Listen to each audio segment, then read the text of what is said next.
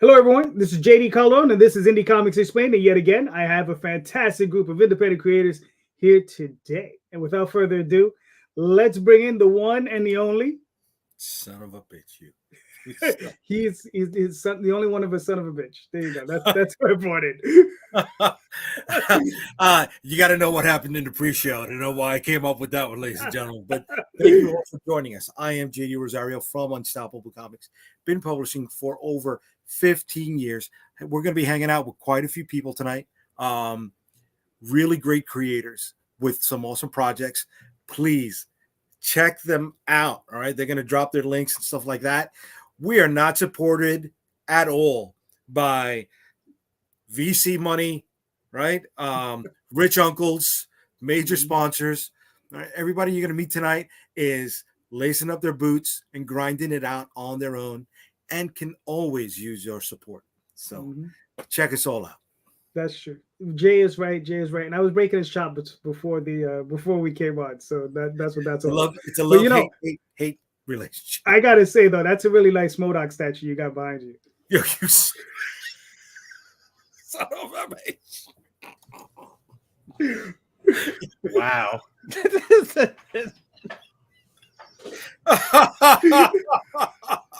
Yeah.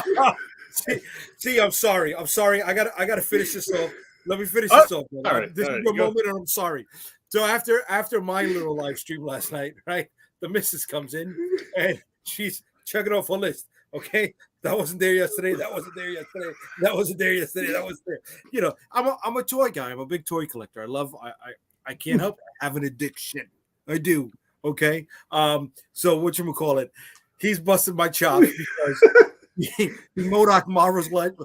If anybody's a toy person, MODOK Marvel Legends is on sale on Amazon for $29 when it originally debuted at like $60. So half price, folks. Who doesn't want a sale? I love sales. That's because that movie came out and they're like, nah, we're not going to pay for $60 anymore. I know, dude. Not only that, there was a San Diego exclusive last year, the World Tour. So he had like an Elvis vibe. Jay, hold on. We got people waiting. So, introduce yourself. Then we'll bring in our guest, and then we can all talk. All right. I'm C. Michael Lanning, the lesser talented Lanning in the Lanning household, apparently, from Rosario. But that's fine. Whatever. I mean, but artist for I've done Haslam Productions, Doghouse, and Arrow Comics, Calico with Shard, which apparently are not as good as my daughter can do, which is probably true. But anyway. Yeah, so I'm just here to bust Rosario's balls all night tonight. No, listen, don't tease me. I'll text the missus, have her clock you in the back with the frying pan. I'll be like, yo, he's acting up. Listen, see, all you got to do is point out a new toy and and just text his wife. It's rock, paper, scissors tonight, folks.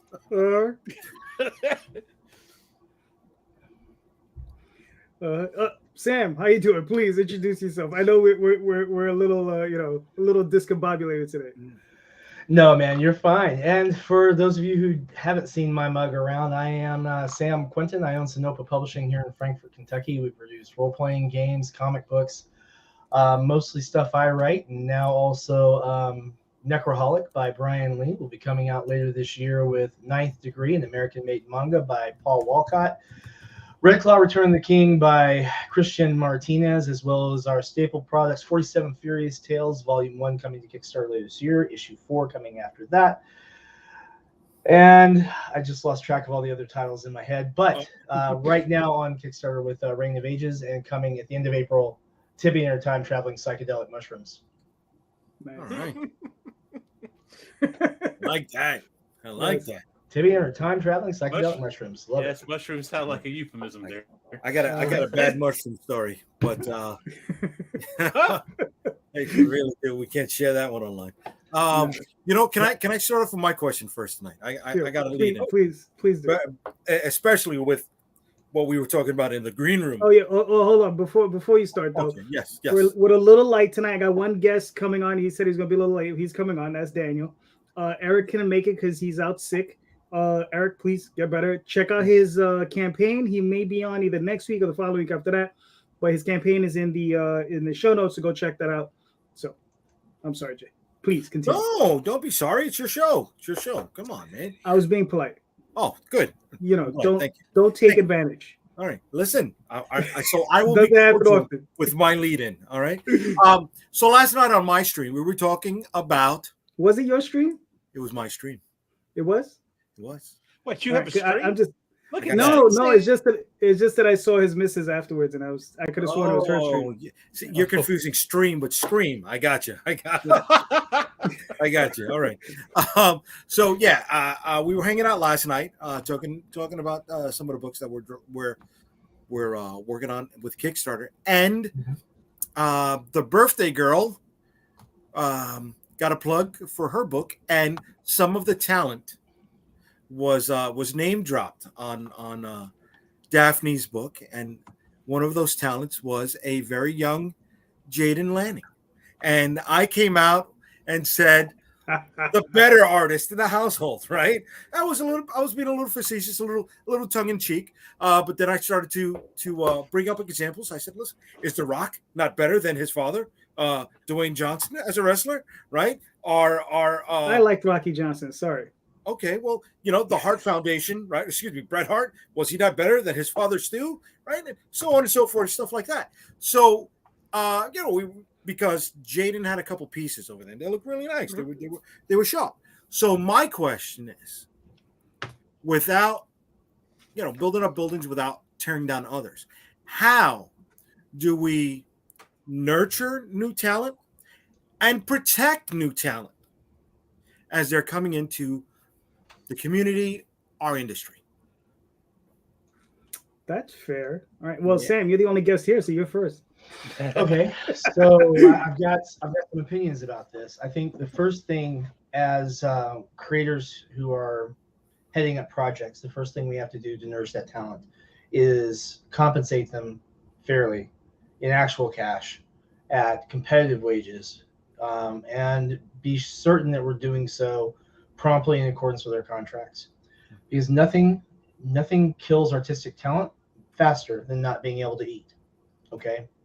And for some artists, it really does come down to that, so we need to make sure that we're paying in real money on the exact day, according to our contracts, the exact amounts. None of this, give me till Thursday nonsense. None of that. Let's keep that habit and keep it true to form. I'm sorry, my allergies are killing me this week. Me too. And then the second thing too is, of course, to give proper credit where credit's due. Like I do something that drives a couple of my artists particularly crazy, is that I credit the people who are doing the flatting for the colorists.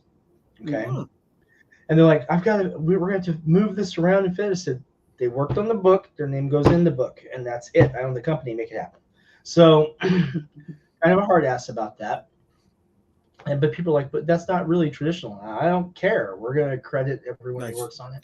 So make sure that you're, and don't get me wrong, people aren't going, no, flatters don't get it. There's like, no one else does that, man. Well, we do. And I think that's important, because when someone's looking for a flatterer and they're not seeing them credited, then, where do you start? But if you've got 47 Furious Tales, or you've got, Necroholic or whatever, you're going to look in there like, oh, here we go. We know where we need to be. We know who to contact. And I think those two things are a great start. And then just have the same courtesy that you ask of others when you're asking your artists to share the link to their audience. Make sure when they're on other projects that you're sharing that out for them as well, to kind of showcase their work. I think it's just good manners and professional courtesy. It also achieves the objective. Okay. That's cool. I like that. Mm-hmm. Mr. Lanning, what are your thoughts? Well, if you're like in my situation, you wait till they're 18 and you kick them out the house, so they realize how hard life can be, and they work a lot harder. No, but seriously, yeah. But I saw something the other day. Then this guy was a writer, and he goes on one of the groups. And he goes, okay, I'm willing to pay. This is, and he copy and pasted this or something else, but $150 for inks and pencils per page. $60 for colors, and just like this absorbent amount. And the thing about that is he's new to this, right? So he doesn't know what the thing is. And and you can shoot me if you want to, but he's a writer. I messaged him. I said, look, that's really too high, and putting your prices out there like that is going to get you taken advantage of. Okay. And that's the thing. He might be a trust fund baby.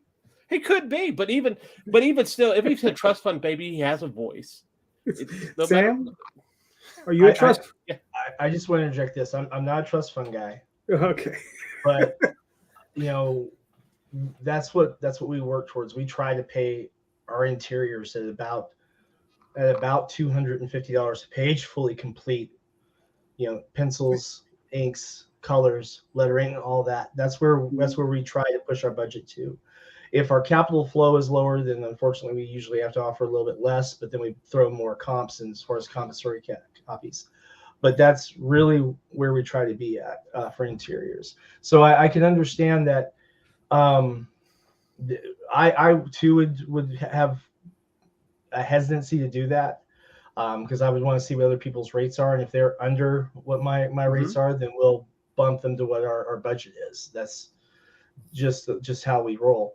But I don't think that at 150 for pencils and inks of quality is overpaying. And I can say that because I've paid that for stuff I deem very well worth it. But I mean, I'm pretty proud of the people I work with. One, that's great. That's fantastic to hear. I don't know how you're making money, but okay. I sell a lot of books. you need to, brother. But two, here's the thing: is you're talking about somebody that's coming in to the business that has no idea whatsoever, and they're putting themselves out there for these page rates, and then they'll get somebody that's okay, that they're going to pay $150 that may be worth $50, $60. And when they could get somebody better for that price, like what you're talking about, right? Right. So am I just going to should I just let him be taken advantage of? No, I'm not saying that. I'm just interjecting that you will see people who are paying that, but I think it's going to be consummate with the skill level you're expecting. Correct. I would never in a million years go to Alexia Veldhuizen and offer her $50 a page.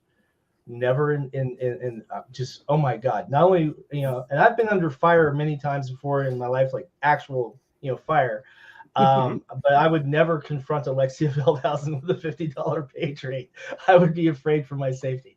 If I could tack on to Michael's for a second, though, he's trying to protect the writer, because if this is this person's first project, you know what? Maybe their work, right? Maybe their script is not up to snuff for the level of artistry that they're looking for, right? How many times is our first run out of the gate, or we've seen people first run out of the gate really needs help. They're not ready for prime time, right? They don't have their sea legs yet, whatever other metaphor you want to throw into this.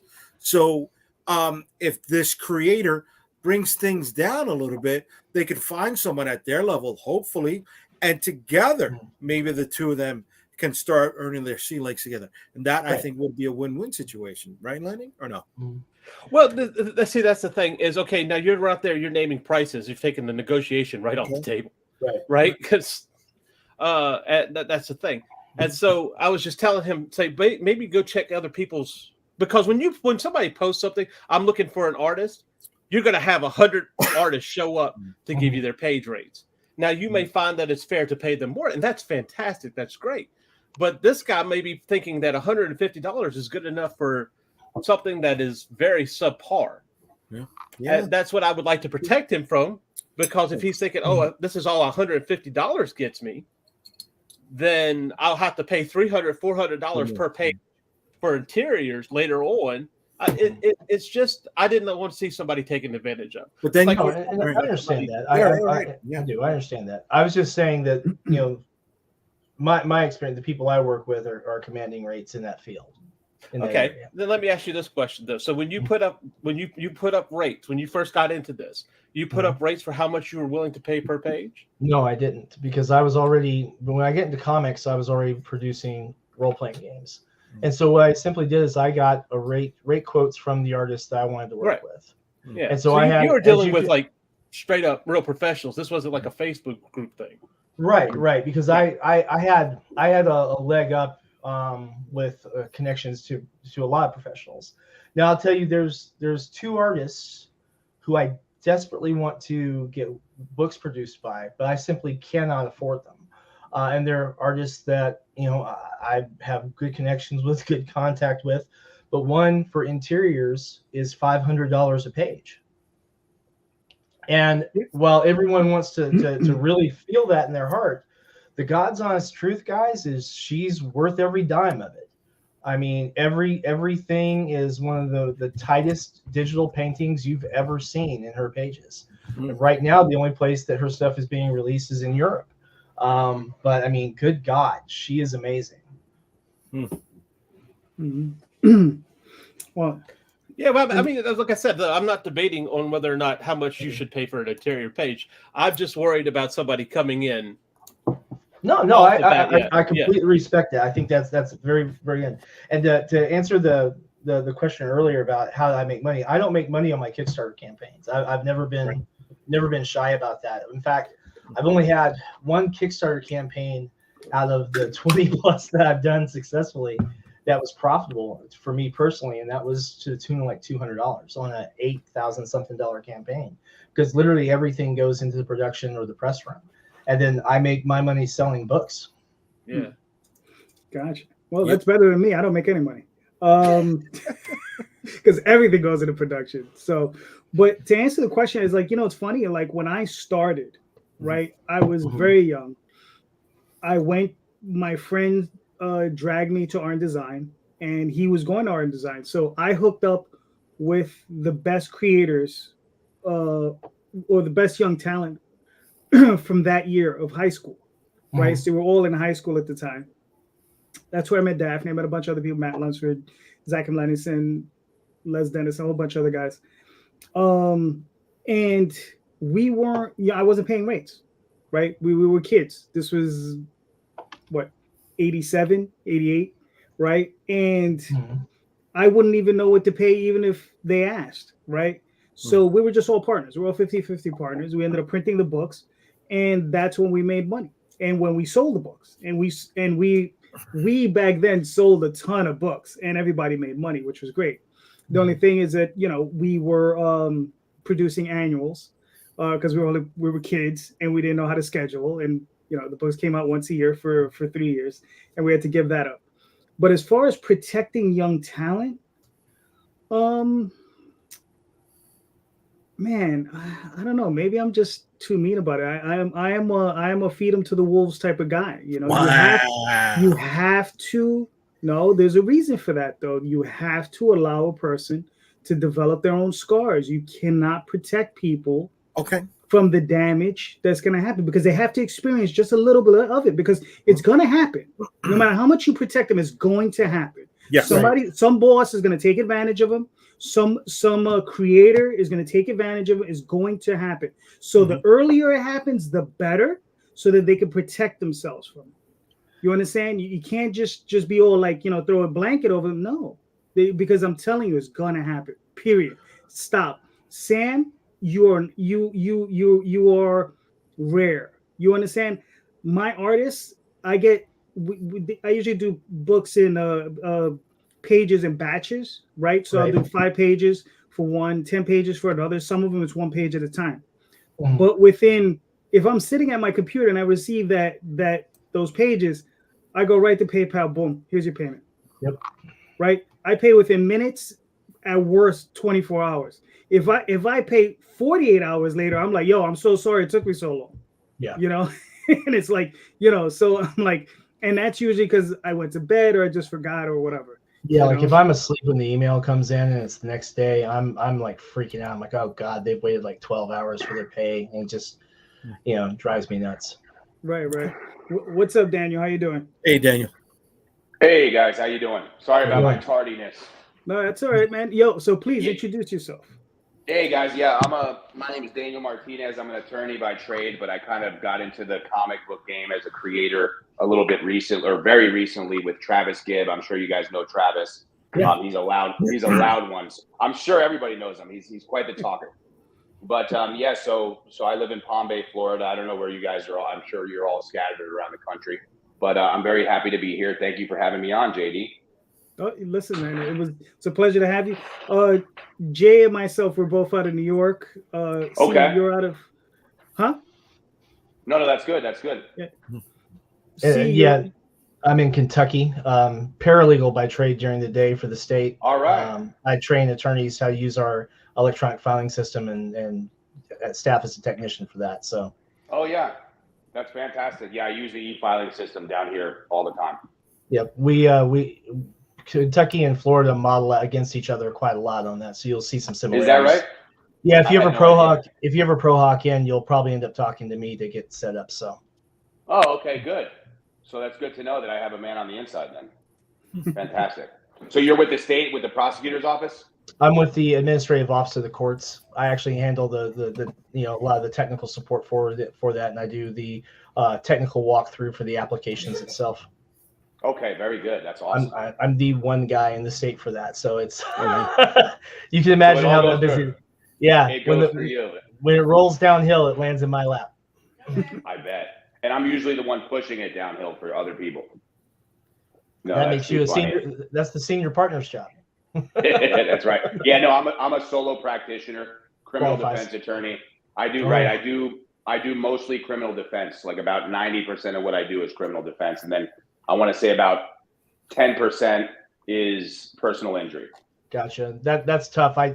When I was doing my paralegal training, I did my internship through the Department of Public Advocacy and cut my teeth on intake interviews with sex offenders for the summer. So. Oh yeah, it's a tough business, that's for sure. It's not for everybody. The way I look at it is because a lot of times, of course, the common thread is, oh, Daniel, you're an attorney, you're a defense attorney. Are you here to help the bad guys? To which I say, absolutely not. I'm here to make sure that everybody gets a fair trial. That's it. There you go. I don't care what you're charged with. I just make sure that to hold everybody accountable. The state, the government, the judge, my client, because let me tell you, I don't treat them like, I don't treat them with soft hands either. I make sure they know I'm in control, and I just want them to get a fair trial. What happens after that is between them and their maker. So that's a great lead in to answering the first question of the night, right? And how do you protect and nurture new and upcoming talent? New and upcoming talent as an attorney, like other lawyers, you mean? Okay. You know what? From that perspective, I came at it as a creator, right? Well, and the reason, if I to add a little bit of context to this, we brought this up because Lanning's daughter, she's a new talent and she's getting work out there. So, and not to put him on a spot, not to put the young lady on the spot, stuff like that. But she does good work. So, not just her, but and you said yourself you're a new creator, right? So I am a new creator. So yeah, right. It'd be hard to ask me about from a creative standpoint or from the legal standpoint. How do you protect those that are coming in? Well, let me start with the legal side, I guess, because I would be the protector there. Where in the creator realm, I am the protectee, right? I'm the new guy, or I'm the one who needs to learn. And so I can see it from both perspectives, if you will. To nurture new talent, I think that you have to first and foremost let them foster a belief in themselves. So I think micromanaging is bad, at least in my experience. When I have people that work for me, I want them to be confident. I want them to know that I'm always going to hold them accountable, but I don't micromanage, because I think people get their best ideas when they don't have the proverbial gun to their head, right? I mean, I'm a trial lawyer, so I'm a little bit different. I work really well under pressure. I work better under pressure, but most people aren't like that, right? They want to be in their happy place to come up with their best ideas. So from that standpoint, I think that's the way to do it. Okay. Yeah. From the creator standpoint, I'm the guy who needs to soak it up. So really, I'm here to learn from you all. But what I've learned from Travis so far is what I like about working with Travis is that I'm only getting as involved as I feel comfortable with initially, right? Mm-hmm. So with issue 1, he wrote 98% of it. And by the way, with issue 1, I mean No Contest, the only book that I've created or that I've co-created. Mm-hmm. Issue 1, he wrote almost all of it. I gave him the overlying or the arching themes, but he wrote it. Whereas in this issue, I'm trying to write a little bit more of it. So he's fostering my talent by not throwing me to the wolves, which I think would be a bad idea in my position, because I'm not a creator by trade. I don't have the networks. I don't have the experience. I don't have the talent. So I need to learn from others, but I can't get too immersed without like feeling comfortable, right? Mhm. At least that's how I feel. But what do I know? I'm the new guy. Well, you have an advantage in that Travis, from my thinking, I have a very high opinion of Travis. Okay, and that's not to say the feeling is mutual, because I wouldn't presume to speak for him, but I have a very high regard for Travis as a professional, as a creator, and just for his willingness to speak plainly and to the truth, So I think that there's a huge opportunity to learn from someone who knows what he's doing, who knows how to get books out, and who isn't afraid to tell people what they need to know, Right. instead of That's a what good they point. need to hear. Because it's just like to put it in the day job terms, if you're doing an interview and someone says, "Am I going to prison?" We'll see what the judge says. Right. That's right. Exactly. I have to be that's a really good point. I speak to my clients in very much like in the way that Travis speaks to me. You have to be blunt, but also with bedside manner, if you will, right? Mhm. That's the key. The key is to be honest with people without shattering their feelings and shattering their confidence. And that's such a fine line, because everybody's different. Using the sports context as an analogy, with coaches, there's some players that they can push really hard, and some players will break if you push them too hard. So it's finding your talent, knowing how to nurture that. That's really a tough gig. Yeah. All right. I like that. Fair enough. I like what everyone's come up with. Good. Calderon, what do you got? I already answered. Well, you did? Yeah. I'm sorry. Yeah. Okay. He said he approached the bald eagle technique, just pushing out of the nest to see which one survived. Right. Yeah. Exactly. The cool thing is that you guys have the cool backdrops, and I just have like boring. You have more of a legitimate backdrop. Okay. I don't know, man. I'm kind of envious of that Juris Doctorate back there, to be quite frank. Oh yeah. Hey, it's there for the taking, man. You can get one. No. It's never too No, late. I don't want the 6 figures of law school debt. Dude, it's unbelievable. But you know what? I must be the luckiest guy in the world, because the law school that I went to got in trouble for fraud, and now now a lot of people, 99% of students that went to my law school, their student loans are getting forgiven 100%. Oh wow! And I'm very close to qualifying, and if I do, I'm going to be the happiest guy in the world, because you're right. Law school debt is crippling. I just look at the different ends of the spectrum. He has that, and I got plastic toys in my background. I feel there you go. Yeah, but nothing is a different type of experience. But the grass is always greener, because I'm looking at your wall and I'm like, shit, I wish that was my wall. But don't get me wrong. I have look, my office is a little eclectic. So I got Bill the Butcher. You guys like Gangs of New York? Of course, yes, of course. And there's some comics over there framed up. I have Hedrick's Recount. You guys know Recount. I'm sure you're familiar with Jonathan Hedrick, etc. I got Saga. I got my Saga 1 signed by Brian Vaughan. I don't think you can see it though. It's up there. So I have my nerd shit in here too. It's just on the other side. Gotcha. We gotta have them. That's why we're doing this, right? And he's just waiting for that student loan to get forgiven. Then it's going to be toys all over. Oh, dude, it's on. Yeah. And you know what? The only reason I didn't make it to MegaCon, and probably I would have spent a fortune, but I didn't make it there because my wife is pregnant, and we're about to have our first baby. Yeah, congratulations. Congratulations, man. Congratulations. Thank you. Is this baby one? Baby one. And we made it true to form, because in No Contest 2, my wife appears pregnant as hell throughout the issue. Oh, nice. So yeah. Nice. Yeah, we kept it true to form. When it comes for me, when it comes to protecting talent, I like what everybody says, even to an extent, Calderon, but I like how Daniel came in with that. You need the bedside manner at the end of it. You really do, right? Because you don't want to kill their hopes coming into this for the future, right? But I also think the kid is coming out of our legacy tree, right? Out of our network. She's the second generation. I feel in a way out of this group. So maybe there's a responsibility to vet some of the people that may be employing her. Or other talent that we know in the future, right?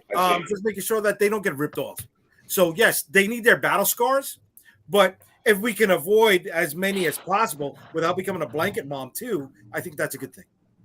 It's funny you bring up getting ripped off because one of the creators that we all know just got some dough back because your boy wrote a letter to a publisher and got him his royalties. And I made a very serious threat. I'm not going to say any names because to protect confidentialities, but yeah, this guy wasn't getting paid. So I shot a letter. And that's the other cool part, right? Is that I can deal with creators and kind of contribute how I know best, because I'm not new. I'm not new to that. I'm new to the comic creation, but anytime, by the way, and I'm throwing that out there to you guys, if anybody has any trouble with getting royalties or anything like that, I usually do it on the house just to help creators. I shoot letters out. So if anybody knows anybody that's getting dicked around, I don't like that stuff. So please let me know. Very nice. No, listen, I got ripped off in the early days, right? Everybody was talking about how they met their fellow collaborators, and I met people on digital webbing. I don't know how many people remember digital webbing, right? That was pre MySpace, so we're going back and forth. And on the message boards, people putting out their rates and things like that. And I remember, getting some work done and feeling confident moving to the next level. And once I got to the next level, the greenbacks went out the window. And I was like, holy shit. The next level was learning the expensive lessons. Yep. That's contracts. Make sure you have everything in writing and then some. Yep. All right. Well, how do you enforce contracts when the people are overseas? Well, that's the tough part. Not overseas, you're stuck for the most part, unfortunately. And even in the United States, you are many times. But you have to, at the same time, you still have to take any action that you can. And sometimes the other side folds. It's just that simple. In this case, the guy was in another state, and I probably wasn't going to be able to take it to court. But he didn't know that, so I played poker, and we got the money. Nice. Awesome. Nice. Right. And I want to apologize again for my question, put Lanning on the spot. I'm sorry, brother. I guess, I'm not trying to put you out. I don't mind. No, I ask her for coloring advice all the time. I'm actually really excited because I can having Lanning there with her. I mean, there's a lot that you can only really comfortably learn from your parents, and it can. She's not learning crap from me. Well, she'll tell you she learned something from me, but no, she's got somebody else really important in her pocket that on her side. That's very cool. Really appreciate that she's there for her. So yeah, no, because I'm still new to this too. I'm not even sure I can trust these freaking people next to me here, but I try. So, yeah, I know the guy on the other side of me. Yeah, definitely. You gotta watch that one. I'll tell you, I adhere exactly to the contracts that we sign, and they're everything else. I might pull your leg a little bit, but if I've signed the contract, I'm right there for you. Nice. But to what JD said, is I've gotten screwed over in this. And I'm not going to get into details, but and that's the thing. It's going to happen to everybody, no matter how it is. Eventually, it's going to happen. The thing is, what we can only do is to make sure it doesn't happen too badly to the new guy. So you just have to try to mitigate that as much as possible. That's it. All right, look, I just want to run through the chat real quick. Larry says, "I'm here barely." He says, "Bed COVID, it sucks." Damn. Yeah. Larry, get better. Tom Hutch is a young talent can't expect top dollar rates. No, very true. I mean, I think that's fair. Yeah. Tom says new folks come in and grow and show they can do it, and show the fans will respond and their rates will increase. Agreed. Hirenberg says, "Hey Larry, Nelby, and WS Quinton, very nice." Yep. Digital Webbing is how I started Big Dog. And Naomi says, "Hey there, what's up? What's up, Larry?" I like Tom. I like his style. Straight shooter there. He's right though. I mean, but that's the case in any profession though, right? When I first started practicing, I was charging fees that I'm no longer charging. That's just the nature of any business. You have to earn your place, and you have to develop a client base, or you have to develop a network, and that's not going to happen if you're the new guy charging expert rates. Right. It's just not that simple. Yeah, no, absolutely not. Yeah. Right. Nor should you want to do that as a creator, right? Because I don't know, but looking at it through the lens of just a creator, throwing being a lawyer out the window, I think part of the passion behind it is to get eyes on your project, not just money, right? And if you're not doing projects because you're charging too much money, then you're not getting as many readers, and you're not getting as many people looking at your craft. So that's kind of a little bit different than most professions in that it's not just about the money. It's about, hey, who's reading my stuff and who loves it. Right. Expanding your credits or your catalog. Right. Yes. Yes. All right. All right, gentlemen. I got a question for you guys. So here's something I've been looking at for the last few weeks. So I'm wondering is what's too much to ask? What's too much to ask for from our audiences, right? As indie creators, we keep pushing the market, right? And I'm going to give a few examples, right? I go through the previews monthly. Every month I go through it. So we're seeing books selling at $4.99 on the regular, right? But I'm starting, and this is regular 32-page comics. I'm starting to see indie titles going for $5.99, sometimes $6.99, right? And this is through previews, through the regular catalog. Now on Kickstarter, we're kind of accustomed to paying $10 for a 32-page book plus shipping, right? That's kind of the norm. There's nothing really too crazy about that. But I'm also starting to see $20 books. I'm starting to see $30 books, and I'm not even talking about alternative covers, right? By like, you know, just for Premium something special, right? Just for the issue, just for the regular book. How far and how hard can we push our markets before they start to crack a little, right? I mean, well, you know, what are your thoughts on that? Go ahead, Daniel. My thoughts are, I think the market's going to tell you that, right? To a certain degree, because it's just, you're simply not going to get the sales. You're simply not going to get the support. And then then you're stuck with a bunch of books that you can't sell anyway. So it's a really fine line, I think. But I think where the audiences are getting pushed too far, both in, you know, the big three or whatever, the big publishers, and in the indie world is variants. Too many variants that people are expected to buy nowadays, and I think that's causing a lot of issues. It's not even re-releases or second printings. We're talking about like 17 variants day one. What's that all about? You know? Yep.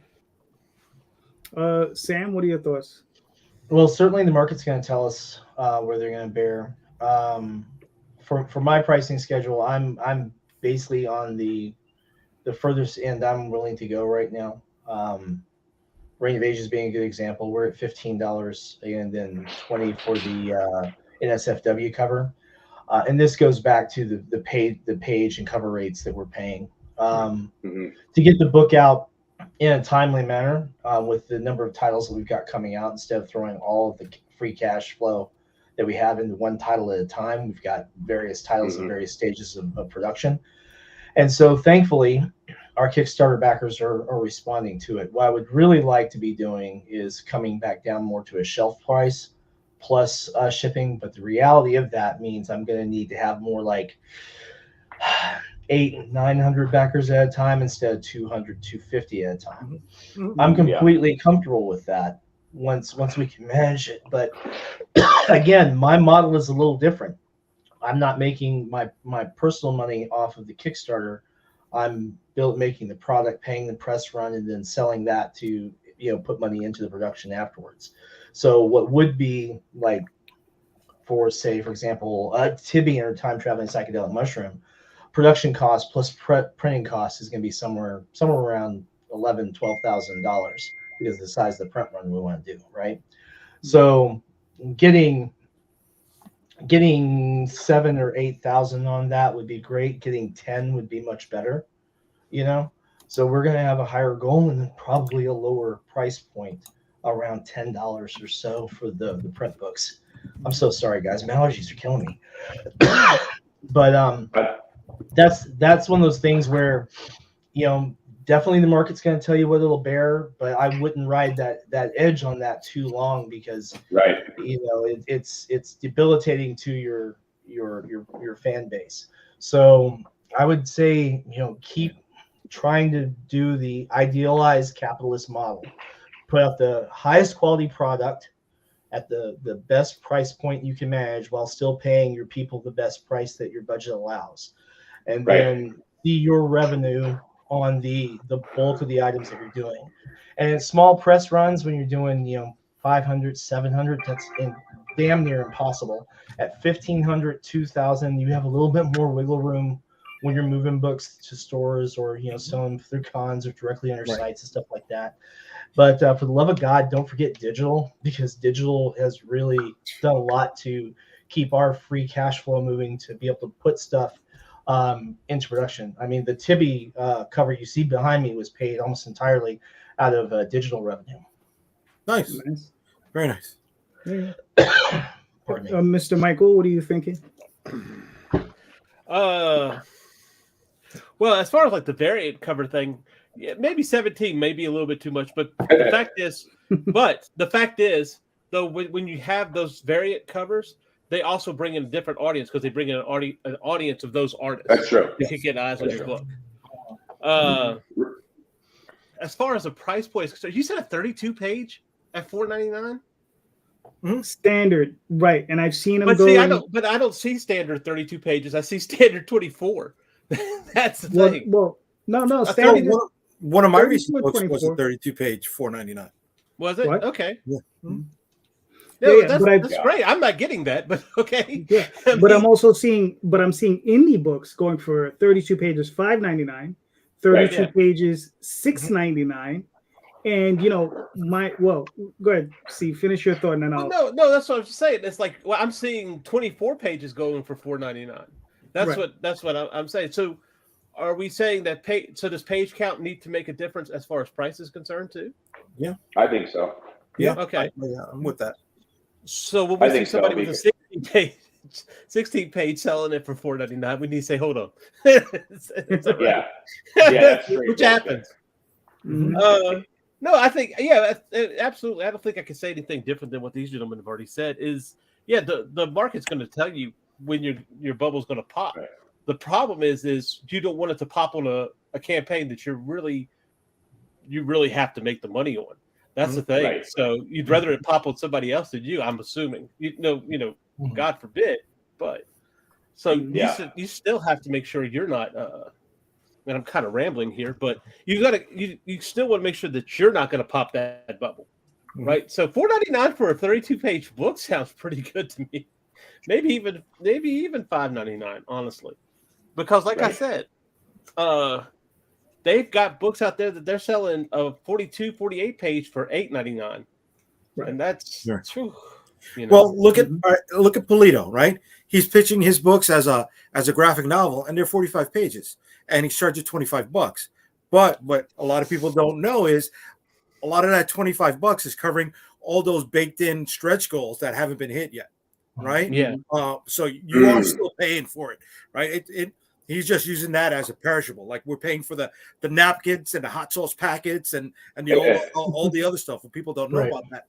And I feel a part of that answer is how many creators are uneducated with setting a budget and trying to cover the expenses on their next book, right? With 100 print run digital books. I mean, forget about paying for the premium covers aside, right? Because we're not selling to the big store. So we're not doing the 1 in 500, 1 in 2,000, right? So paying for those premium artists and getting those $30 books, that would be something of an equivalent, some way to offset some of that stuff. Right.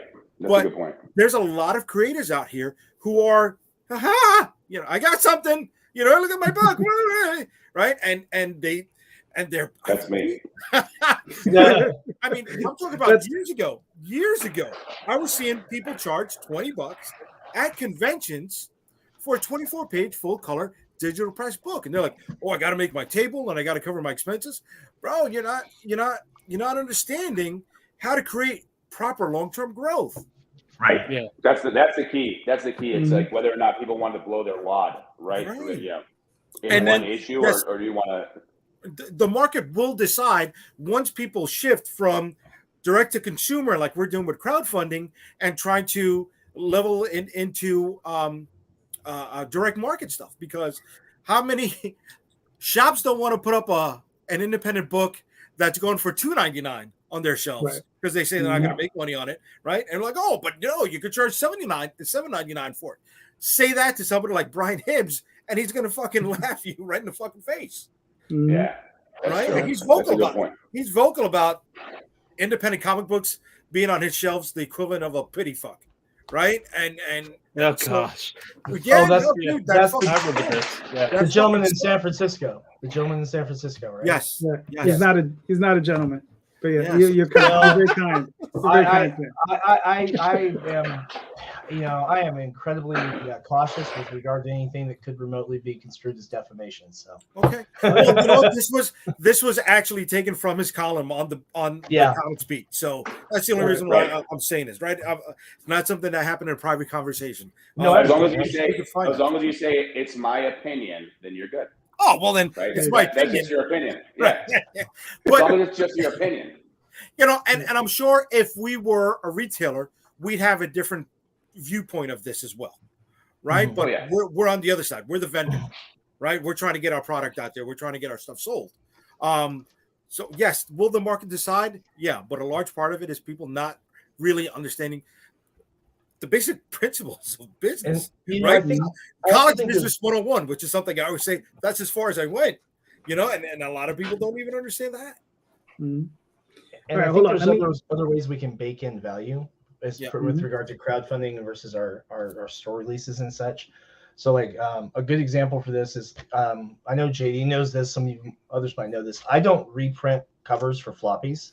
So once we run that press run, I hire my artist to do a new cover. So the very first cover for 47 Furious Tales, I made a huge mistake and I only printed 500 books. And I kind of kicked myself for that. But so 500 of these went out. And that was great. We sold a lot of digital, and then we commissioned the next one, and we did a 3,000 press run of that. Nice. And we've sold a total for issue 1 right now of about 20, I think it's 2,200 something in print, right? So I've got a little over 700 copies left for the second press run, which mostly went out to stores and then convention stuff. But when I go to convention with this, to bring Jay's point up here, these regular press runs at the con were $5 a piece. And so we moved 5 books, we moved $5 books for the main covers and the virgin variants and the other, very rare cover stuff like that. We had $10 price tags on it. When you go to Kickstarter, you've got 10 and 15. We're asking people to help us fund this production. For the most part, they understand that. Right. But the thing I'm thinking with was getting from the beginning is that by virtue of what I'm doing here, like I said, not reprinting those covers, for some of these covers, the only way to get them is through Kickstarter. And I've seen other creators do that to good effect as well. So the not safe for work variants, for example, we're going to print enough to fulfill that. We'll print enough for the comps for the artists and have like maybe 10 over to cover anything that's damaged to shipping. And I'll have a handful here to offer a future Kickstarter campaign. But that's it. Once that's gone, that's gone. And I think that in a way, that's probably one of the best ways I can help protect any potential collectible value for those folks. But I mean, it's more manageable and less capital intensive than say doing a hollow foil cover or something like that. Man, so look, I'm gonna throw up some of this stuff from the chat. Tom says print runs in retail markets are dropping every month, so that's why standard books is moving upwards. Comics on crowdfunding will shake themselves out price wise. For us, we always try to have a simple entry level copy to go along with more limited variant covers. Good point. Larry says, I will tell you what it's all about. It's about giving options, and guess what? They sell and they sell well. All right, I like that. Tom says, but overall, fewer printed, higher cover price. Mm-hmm. He says, standard comics on the market are around 24 pages. Very few are higher page count than that. Yeah, and I think that has a lot to do with the cost of printing going up. Yeah, more than anything else, because growing up, when I did, the standard book was 32 pages. Have you seen it? Have you seen it drop at all? Seen what drop? I noticed a change in price. $300 decrease in an upcoming order that I was quoted on from the same printer just back in November, where it was, it could be the paper crisis has been easing. Yeah, it could be that's easing. I mean, and that's really their biggest concern is that paper, because that's going to be their biggest cost and everything. So, you know, if the prices on that ease back down, then, you know, you're going to see prices drop. Because I think what we're seeing now is like it's a seller's market for them, right? So they're able to sell at higher prices. But once it becomes a buyer's market, they know once those prices go down, everybody's looking to eat. So everybody's gonna start trimming their prices. So, but yeah, I've seen a noticeable difference on the mix and price calculator, which is very welcome. It's probably about, if I had to guess, probably about 20% lower than it was in September is what I'm seeing, somewhere around there. For comparable press runs, you know, 1,500, 2,000, that's where I'm seeing that difference breakdown. Which is interesting because it tells you just how high of a premium there was on paper at that time, because the paper is realistically a pretty small percentage of that price calculus. Right. Was all of that surcharge though paper shortage or accessibility to the paper and moving the shipping of that up in that person's queue? Yeah, unfortunately, I don't have the details on that. I just have as the person buying and paying the shockingly high price I was seeing. But yeah, I mean, seeing that difference is a very welcome change. Yeah. Well, the reasons I was asking this question is, like I said, I'm very interested, like, to move into the direct market, into Diamond, right? So I'm interested because my thought process is, you know, the standard is $4.99. I'm seeing $5.99, right? I'm seeing $6.99 come in, but I'm like, are the fans, because we know the fans who buy from Marvel and DC, that's primarily what they're going to stick with. They're not going to look at our books. But the fans that do buy our types of books, they may be willing to take on that extra $1 cost, right? They may be willing to take on the extra $2 cost because they know they're getting something that's a little bit more special. You know, they're getting a creator's vision. So I don't know. I mean, do you guys have any thoughts on that? What do you think they're willing to, or what they're willing to, absorb as far as that pricing goes? I don't know, but I just absorbed Sam's Kickstarter right now. I just got the end not safe for work cover. So, thank you. You guys, yeah, because I'm at work and I don't want to feel safe. So, do you guys, anybody else here have anything on Kickstarter right now? Oh yeah, thanks, Daniel. I need some. All right, I'm gonna need some DMs when we get off of this, so I can see what you got. Oh, that's part of the program, buddy. Yeah, we're gonna pull up everybody's program. I'm gonna pull up your campaign, and we're gonna go. All right, all right. Listen, I don't know what I'm doing here. I'm just hanging out. That's why we gotta protect and nurture you, bro. Exactly. Most weeks we don't know what we're doing either, so it's okay. Okay. You're a good company. Hey, I resemble that remark. Yes, you do. All right. All right, but either way, we started off good. I got. What is the name of the title again? Reign of Ages. Reign of Ages. I got Reign of Ages. There you go. Yep. Very good. I guess that's who you're starting with tonight, Calderon. That's it. Well, wait a second. Well, actually, let's move over to C. C, you got a question? Oh, sorry. C, I apologize. Oh yeah, we have to have a question. No, but let me ask this question because this kind of goes into. Can you hear me? Because everybody just froze up. Yeah. We were just looking forward to the question, man. I mean, that's it. So, how much time should you put into thinking about marketing before you actually create the book? That's a good question, Mr. Quinton. You're up. Well, I'll be perfectly frank. When I created 47 Furious Tales, I didn't think about marketing at all. I just wanted to tell the story. That was a mistake. I'll be the first to admit it. Because of the graphic content of the violence, we can't get onto some of the shelves I would like to be onto. Like I can't put it on the shelf in Kroger, for example, or on Meijer, or Walmart, stuff like that.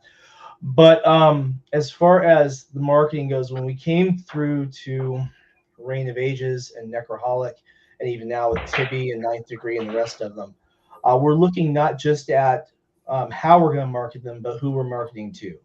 So, for example, Necroholic, I'm talking to liquor store chains. We're hoping to put Necroholic as a cash. What do you got when you're at the checkout at the liquor store? An item there for ease of impulse buy. Tibby and her time traveling psychedelic mushrooms is being marketed pretty heavy to marijuana dispensaries. A lot of states won't let us put it in those because of their content restrictions within them. I'm looking at you, Washington. But knowing where we're going to sell them, what type of audience we're shooting for, I think that's important. When we formulate the story, I think we need to sit down and really think, who's going to buy this? Where are they going to be? How am I going to get the book there so they can buy it? And I lean in pretty heavy with Adam Watson and Darkslinger, who owns Darkslinger Comics and Comics Mainstream Distribution. He got us into our first marijuana dispensary as well as on spinner racks and a lot of other locations. So that's pretty good. Adam, if you're watching, reach out to Max DeVille. He's looking forward to talking to you. But knowing where we were going, I think, is just as important a marketing tool as knowing where we're going and why, as far as who our audience is just as important a marketing tool as how sharp our covers are. Because we can go into some shops and have a retro old school look to it that doesn't require like huge detail and just look interesting and fun and do perfectly well. And we can go to other places and have to have the most top flight thing we're capable of. And the funny part is that far end of that, where we have to have that high quality to be competitive, is your mom and pop comic shop. That's where we've got to be bringing our A game everywhere if people are going to be able to want to look at it and buy it, because we're going to be up against the top tier usually up against the top tier comic artists around. So having alternative marketplaces, I think, is a very important part of your marketing decision. 100%. Yeah. I'm sorry that took so long. That's fine. Oh no, that was good. Yeah, no, that's awesome. Daniel, what are your thoughts on which point? I mean, the reality is that I'm too new to know where I'm going with this, I guess, and so I'm just trying to soak in all the knowledge. I don't know how far I can push my audience. I don't even know if I have an audience really yet. So that's the tough part for me. I'll be honest. My number one challenge has been figuring out how to make this work with my audience, who is completely not in, I don't know if they're just uninterested or never even had the opportunity to get involved in books or comics or trades or any of that stuff. So that's my challenge. My challenge is figuring out not only, so as far as the marketing component, I didn't think about marketing at all, to answer your question. I didn't think about marketing at all before I did the book, because it was never meant to be anything more than a story. I didn't even care if I made $1 on it initially, right? That was just, it was a marketing. Okay, actually, this is a better way to put it. My first book was sort of its own marketing because it markets my law firm. Mm-hmm. So that was the original concept, because, of course, I have a different background. So I thought, how can I market my firm in a really cool and creative way through a comic book? But then once it had some degree of success and I enjoyed it so much that I decided to keep doing it. So now I'm having to figure out the marketing, and that's what I'm really struggling with, particularly with the time that I have available. So I'm in, I don't want to say a tough spot, because it's an opportunity. I'm trying to figure it out, and it's enjoyable. This industry is so enjoyable for me that I can take some lumps along the way and be happy. Mm-hmm. So, but don't look to me for answers, guys. I'm here to soak up knowledge. I don't know shit. I hear you. Hey, me too. Mr. Rosario? I mean, like Daniel, when I first started, the marketing of the ash cans was like Oliver Twist. We haven't looked up at my book set. We're all at that point. But I'm going to lean towards what Tom is saying, and show it as you grow it. Right, that's where it starts. As pages are coming in, right, start to show up little panels, get people interested, let them know that you are working on content, right? That there's stuff coming out. But your marketing, it's for us. I feel it should just be an overall part of your outreach, right? Not just the money that you're spending on advertisements anymore. Not just the money that you're spending on people's Patreon to get live readings or associations on their live streams, but it's also doing people's live streams, getting it out there, right? Shaking the hands and kissing the babies, and doing conventions, doing panels, doing free comic book days where you're setting up with people out there and just glad handing, getting people together. It's tough. It's tough because it's really tough. right? How many comic creators really have that much of a financial budget to push their books? Right. Really? I mean, when you look at the greater industry, they're setting up all their money to push a book sell through in a week. We can't do that, right? No. Our sell through is going over the course of the year, and or years in some cases, right? yeah. Or years, right? Or years. So our marketing budget is not just towards one specific book, but for me, it's towards the overall catalog. Correct. And I think one of the things I struggle with is being taken seriously because, you know, people might think it's just like a novelty or it's a fad or I'm just doing it, you know, one and done. So I think it's people, until I do more of them, I don't know if people will really believe that this is what I'm trying to do. Particularly my people. I have a decent sized following in the different worlds that I'm in, and I'll talk about that later with regard to my comic. Like in MMA, I know a ton of UFC fighters, boxers, and all these different people that are like, Daniel, what are you doing? Like this, we don't know you in this world. So it's kind of hard to break it to them that I have more to offer than what they've known about. Right. It's your passion. It's your hidden truth. It's who you are. It's one of the many That's facets. it. I always joke with my wife. I'm like, listen, I'm just going to retire from lawyering and become a comic book creator. And she doesn't like that idea. Yeah. Oh, mine either. Mine either.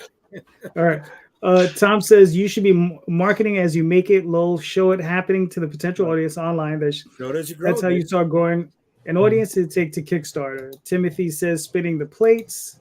Keep spinning them plates, man. And then Tom continues, you're always a novelty till you have completed story arc at minimum.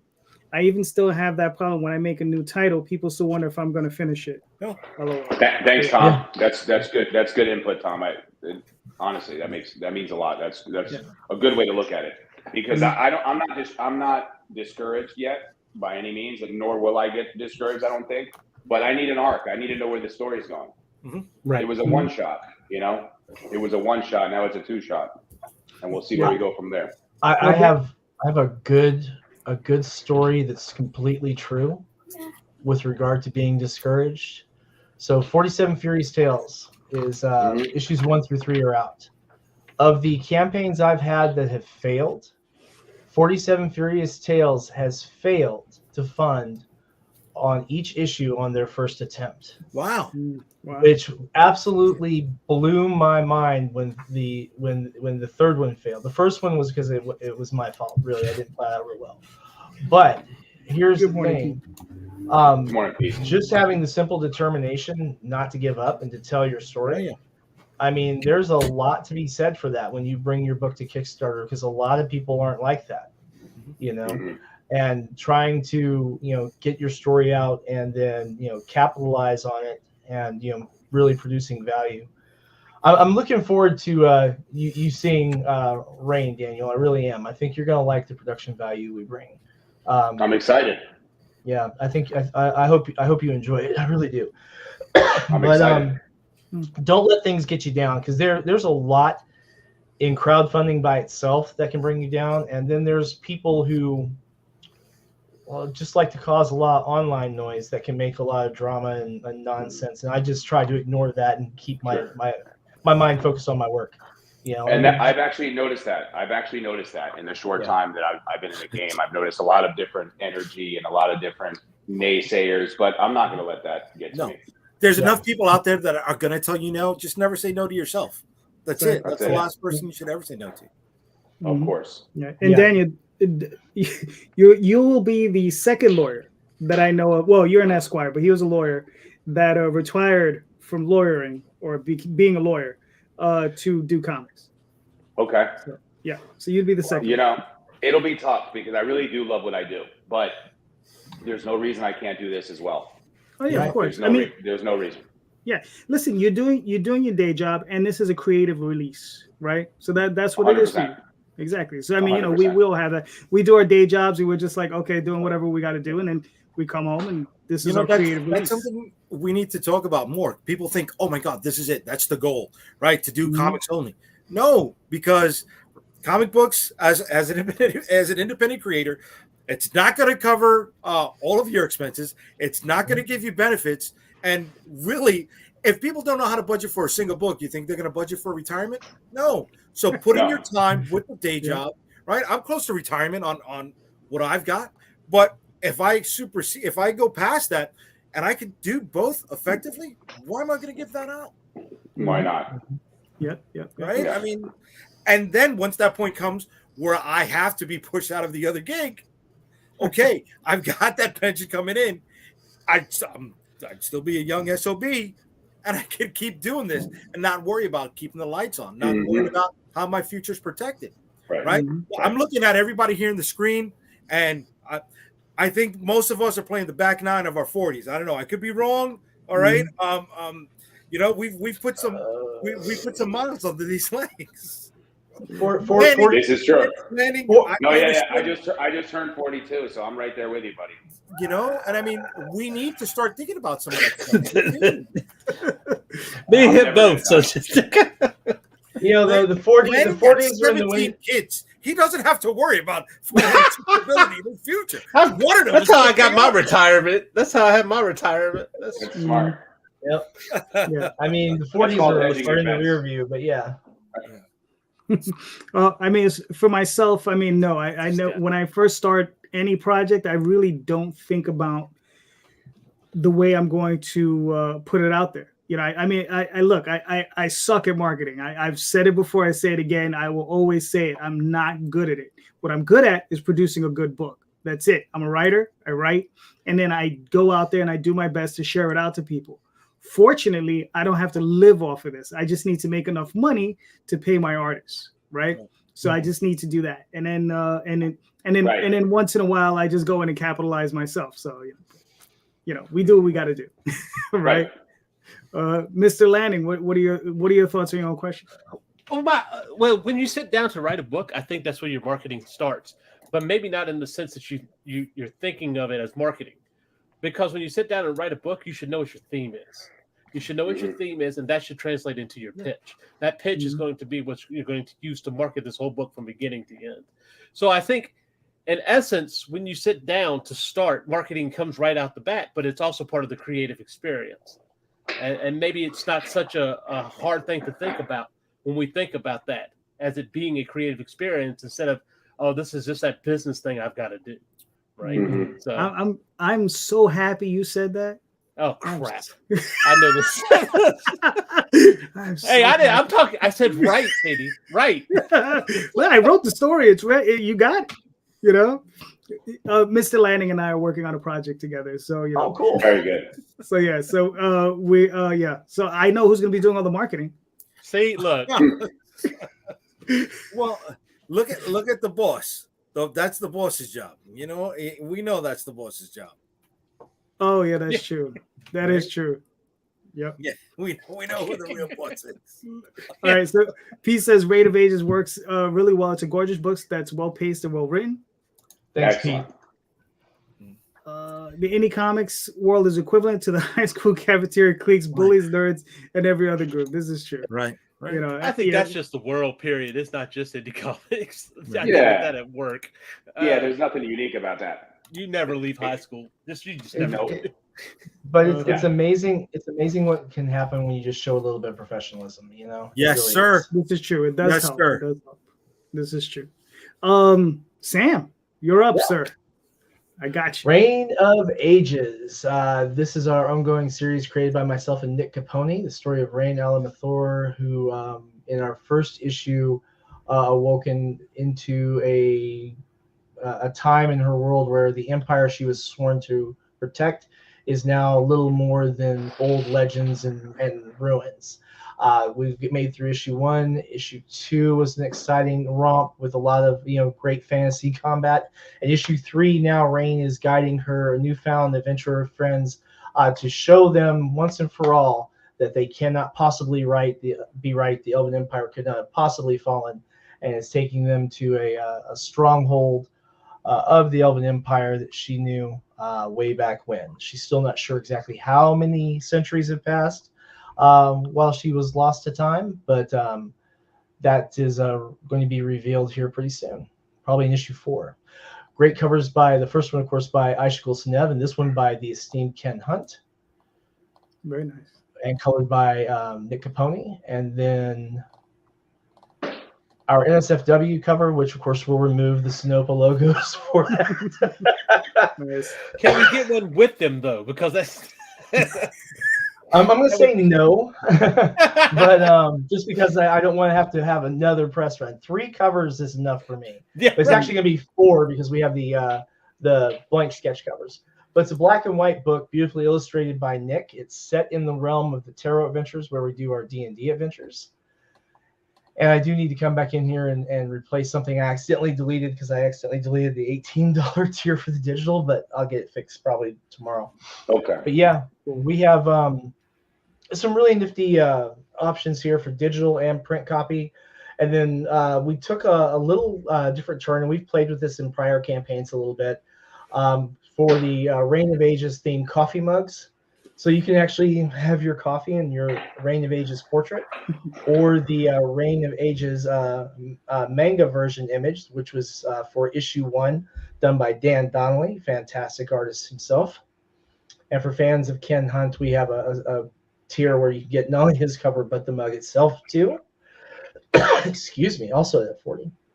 But try and make sure that we're giving a really great value and still being able to pay our people the best wages we possibly can.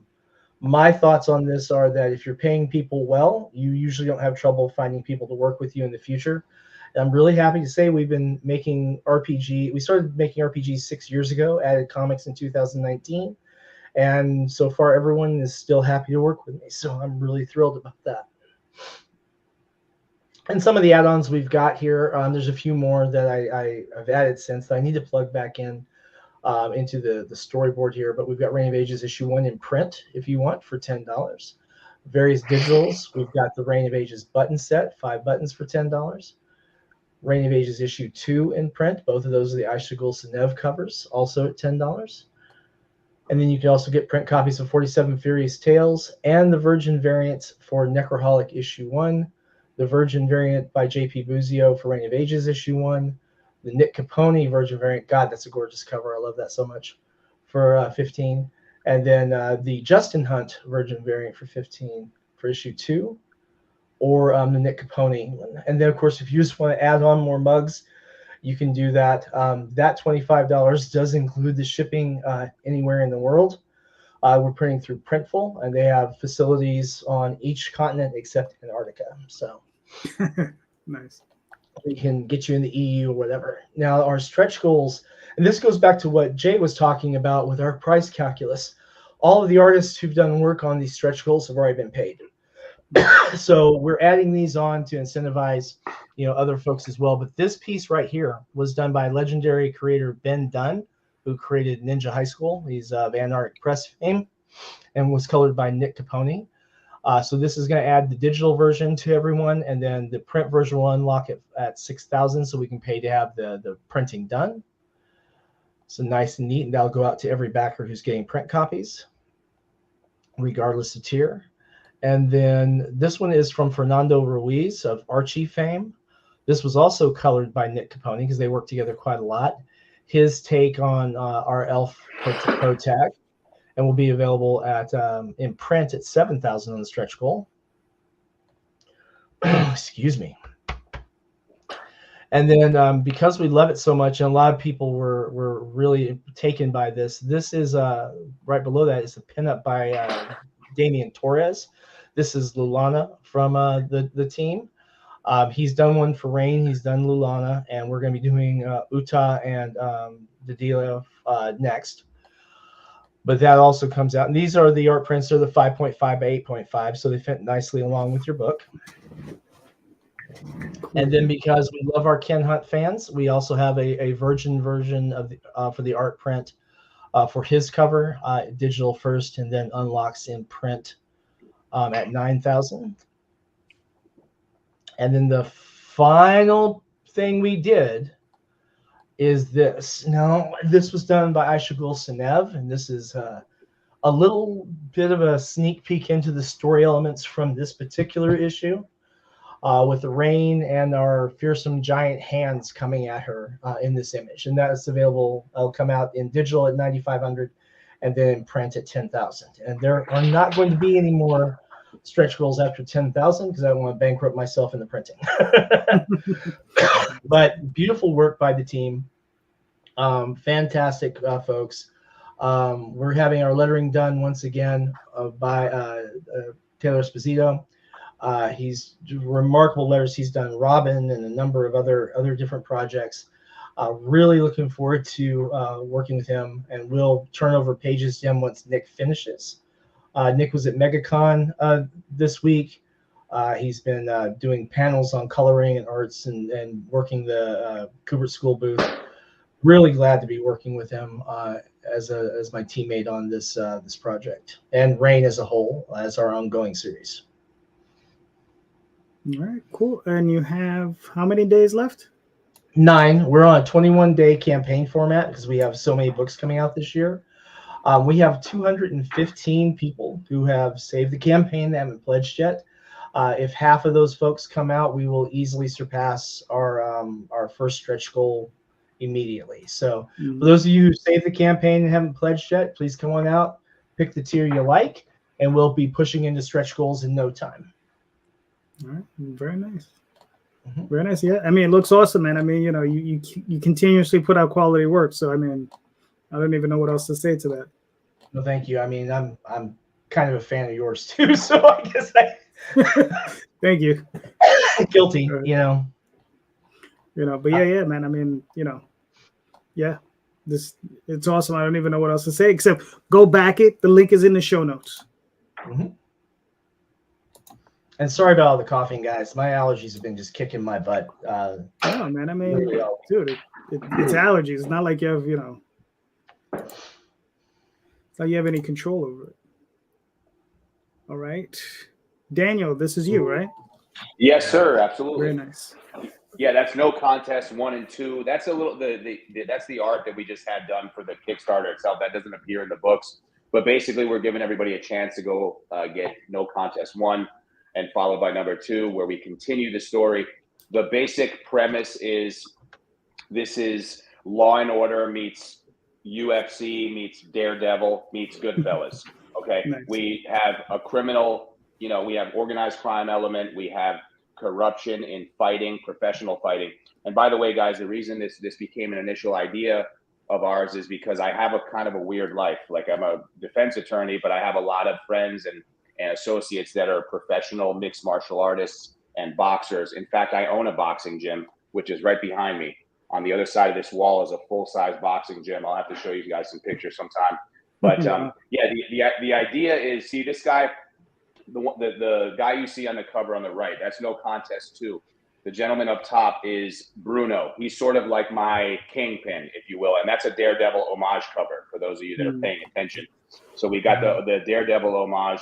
That's sort of the kingpin. He's a corrupt promoter, and we're going to have some issues with him throughout the comic book series. But the overall theme is, what do you do when you can do just about anything, but you hit a wall? And what I mean is, you have all these badass fighters that can do just about anything, but then even they meet their match. And so in this issue, we see, so I love this cover right here. This is the cover A for No Contest 2. And that's my dog, my wife, me on the left, and then the other characters throughout the book. But we were thinking, there's all these fighters and people that can do all these amazing things, but even they meet their match and they need to call another expert, if you will. So they call the lawyer to help them out in this case. But I love this cover as well. This is a Daredevil homage that kind of encapsulates both parts of the story. I don't want to give up too much, but I really like this cover. This was done by Guilherme Rafid from Brazil, who actually did he did all of the art in the book, a couple of covers, and he did a couple of covers in issue 1 as well. This is the homage. This is the Daredevil cover that we're kind of emulating. I'm really excited about this book, guys. It's going to be really exciting. It's got a lot of action. It's got a lot of different elements that I'm really proud of. So in this one, if you can stop at this cover, what we kind of were missing in issue 1, I think some of the feedback we got is that it wasn't comic booky enough. It was a little bit too much on the realism side. And so we're trying to incorporate some elements And these guys here on this cover are called the Jackals. It's a gang that's associated with the promoter. So we're trying to give our comic book fans some love by including masks and, vigilanteism as well. So that's that cover. We have a couple digital tiers, and we'll get to that as well here in a moment. The cover, okay, if you go down a little bit, there you go. Right here, we actually have a tier where you can get drawn into the comic as a fighter. All of these people that you see here are friends of mine that have already backed the campaign. The one on the bottom left is actually a real professional fighter. His name's Elvin Espinoza. But so if you actually get the highest tier, you get written into the story as a fighter. So we're offering people an opportunity for that, and you get to keep the art. So for some people that may want to have it for their own marketing, that gives them that opportunity. 6 slots of that. I think there's only 2 of those left, and we've got some preview pages down there. But as far as, this is some pages from issue 1. The art was done by Rafid. Lettering is done by Jerome Gagnon. Heather Gibb is the editor. Travis Gibb is the co-writer. And I think I forget the name of the colorist, one of the Brazilians that works with Rafid, but they did fantastic art in this book. I really love the concept that we've come up with. I like the panels. I think they're really beautiful. The art's great. And we're taking issue 2 in a slightly different direction. But so now we're getting to issue 2. So we're taking the story a little further. My wife is pregnant in this one, where she's not in the first one. For continuity purposes, of course, we try to keep it as real as we could. And as far as I'm going to try to go to all right, so you can get the digital of just No Contest 2 for $4. We're doing 1 and 2 digital for $8. We're doing No Contest 2 standard cover A for $10.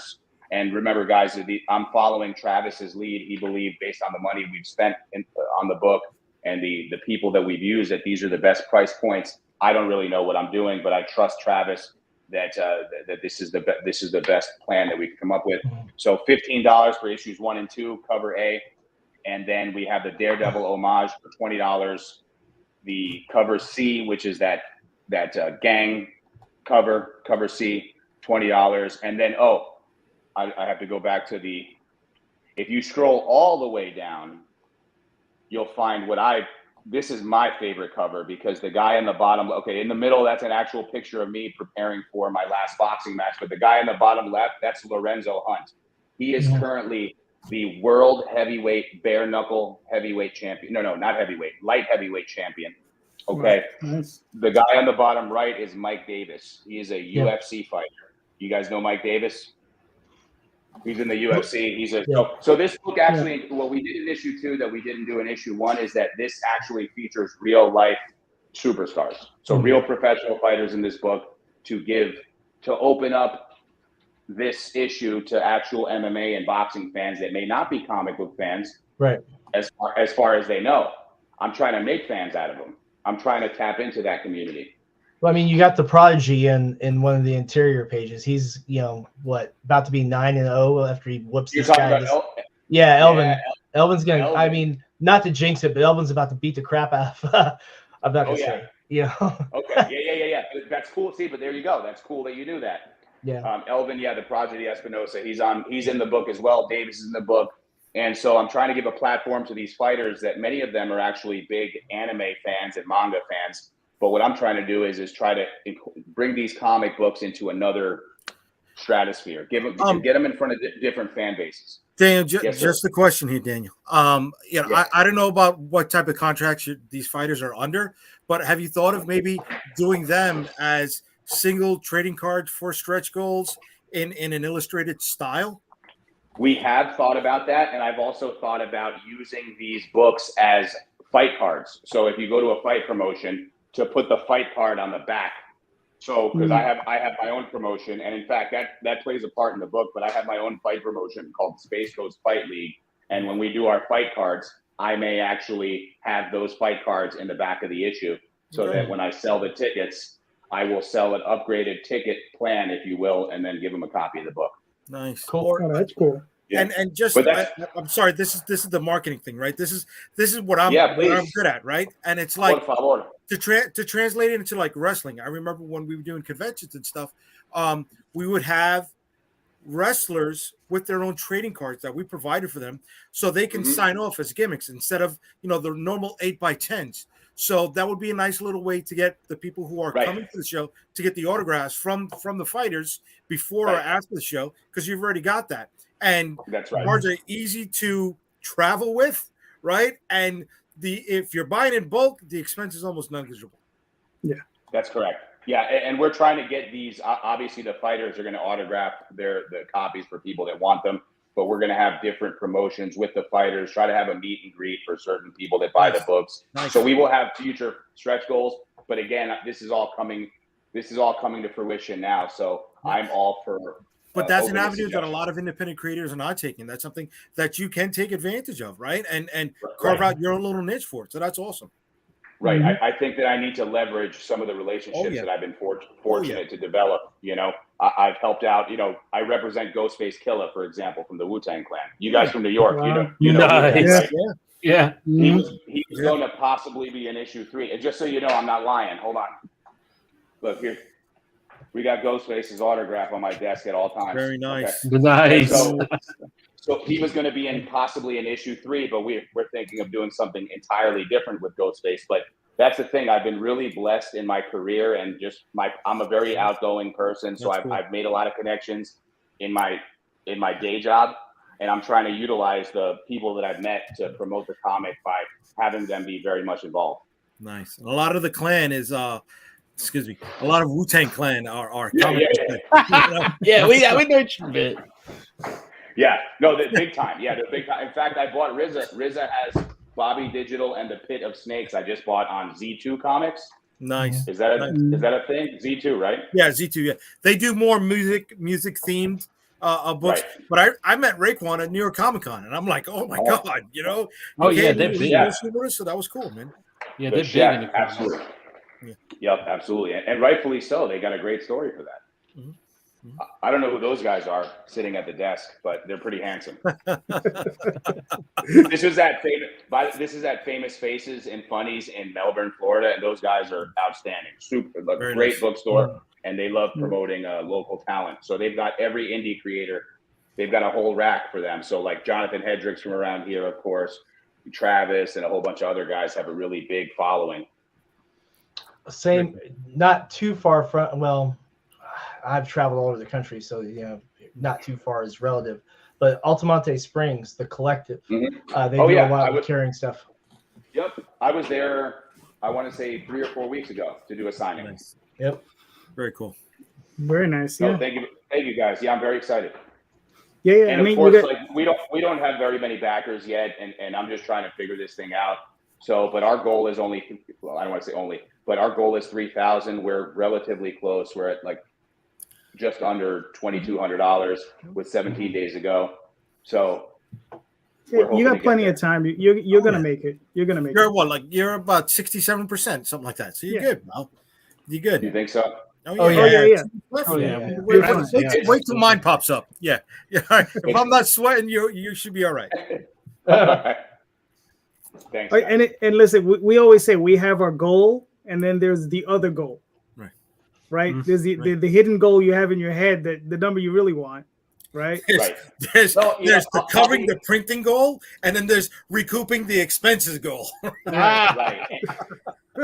And my expectations are very small when it comes to that, because I really just want to break even. And if I make a couple of dollars, that's okay. Again, I'm fortunate that my day job's got me taken care of, but I want to be able to continue doing this. And as long as I'm not taking a loss, my wife will let me keep doing it. So same here. Yeah. All right, good. Yeah. Oh, look at that. It's my book. Hey. So this is Limbo, Open Almost All Eternity. It's a story about a former priest who is now sitting on the main seat on the throne of the underworld. Lucifer is gone who knows where, and other people are gunning for the seat, and you got somebody who's really not prepared to be there in that place. So where do most of us go when we don't know what we're doing or have a friend in the world, but a bar, and that Drinking. bar's in Limbo. There you go. Good idea. Drink. You know what I mean, brother? Some demons want to drink with you, others want to drown you. So Or drink you. so I am drowning, drinking, drowning. There you go. I'm publishing a team of creators who are based out of Colombia and Spain, and they're looking for North American representation. And we linked up together. So if you go down, you'll see that there's 4 different covers in the set. We have our brand new North American cover. We've got cover B, which is our Hellraiser homage cover. Cover C is the original Colombian release cover. Cover D is our wild card cover. Sorry, dealer's choice. That's going to play a part in some of the storytelling. You go down, you'll see some of the preview pages to the book. Our new Lord of the Underworld having a drink, and other people not knowing who he is, yapping about what's going on, who's running the joint, and taking advantage of the new guy, not knowing that he's the main guy, getting looked out by his bodyguard who's protecting the seat for her own reasons. And that's something that's going to be explored in the first issue. This is going to be one of 3 issue miniseries. So the interior art is illustrated by a Spaniard by the name of Francisco Maldonado, written by Gabriel Gamora, and colored by Champa Ramirez. Here's the usual: where's the money going? Who are the people? There's our creative team. That's part of the book there. Our one of the covers became pretty popular, so we threw that on a shirt last minute. We hadn't planned on doing that. That's one of the. I gotta go back. That's sick. Yeah, that's that's pretty badass. Again, I like that. Planned on, but people were popping for it, so why not? Why not throw it up there? That's really cool.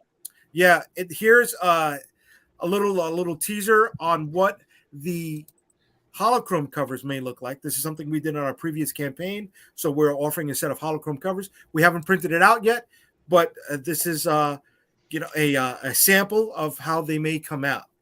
Then it's also paired with the next piece, and this is something that we dropped recently. All returning backers. I've run 19 Kickstarters, so anybody who's backed any Kickstarter campaign from me before, if they're returning, are automatically going to get a 3.5 by 2.5 normal size trading card, which was upgraded to a holochrome trading card. So all returning backers get that for free. If you're coming to us for the first time, you can add this on for $5. Or if you're going to be backing one of our next Kickstarters, well, you'll probably get the new holochrome that's attached for that campaign for free too. We don't have a rewards program, but we could do something extra to make people's bucks stretch a little bit more. That's a nice idea. I like that. Yeah, that's really good idea. We've been publishing for a while, so there's quite a few books that we still have in print that can be added on to anybody's campaign, or you can get any of the bigger packages that include the single issues that are still in print. You go down, you'll see our graphic novels that are going to be constantly in print. They can be added on or bought in one entire reward tier. So there's 5 different trades. If you're running out of space at home and you're part of the digital ilk, no problem. You can get our entire digital catalog. It's if you're getting each book at $3, it's around 78, something like that. You can get the entire digital catalog for 60. So there's a discount there, and then we go into the normal risks, rewards, and challenges people face with a Kickstarter. Mm-hmm. All right, cool. Would you like me to play Mr. Chompy's video? Yeah, you can play Chompy's video if you want. Listen, we gotta, No, it's all right. Listen, he put it together. I love it. I'm happy. He did a great job. Yeah, he really did do a great job.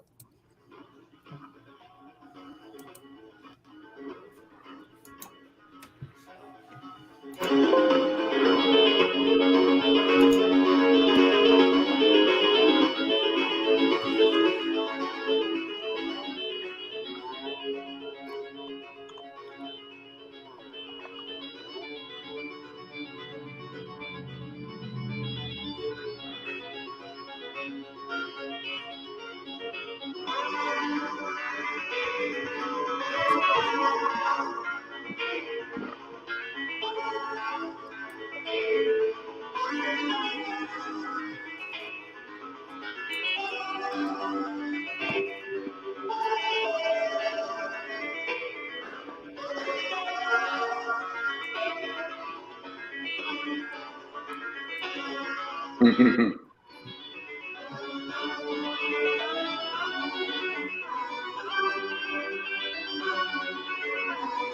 I leave you on your own for 5 minutes? One of these days I will find you looking for your kid among the ashtrays. Tired. I love how she added "sire" at the end. What was it? There was some cartoon that a character always ended their sentences with "narf," right? And I just felt like That was Pinky. Thundercats. but that was No, not, Thundercats. no, that wasn't not no, Pinky. There you Oh, go. right, Pinky Pinky and the Brain, Brain, Narf, yeah. right. Narf. Snarf was Thundercats, right? Snarf, Yeah, Snarf, so yeah. Pinky was Narf, yeah. So even though she says sire, it reminded me of that, and Mhm. it's a nice little button on the image. So yeah, I got 12 days left, right? We're going for 3,500. We are just under 70%. Am I sweating? No, not yet. But hey, we're on the hot seat the last 2 weeks. You'll make it, baby. We're You'll make it. coming You'll out the make it. valley of the campaign. Yes, yes. You're coming out the valley. You trust me. You're on track. You're gonna make it. Yeah. And then let me just throw this up there real quick because I have my own campaign running. Yes. Right. So here we go. The Oswald Chronicles is about a magical mouse who lives in the center of Manhattan, and he's going through all sorts of things. Tyler Carpenter did this video for me, so I'm going to play the video because it explains the entire thing without me having to go into it. Oh, you got a project we love. Nice.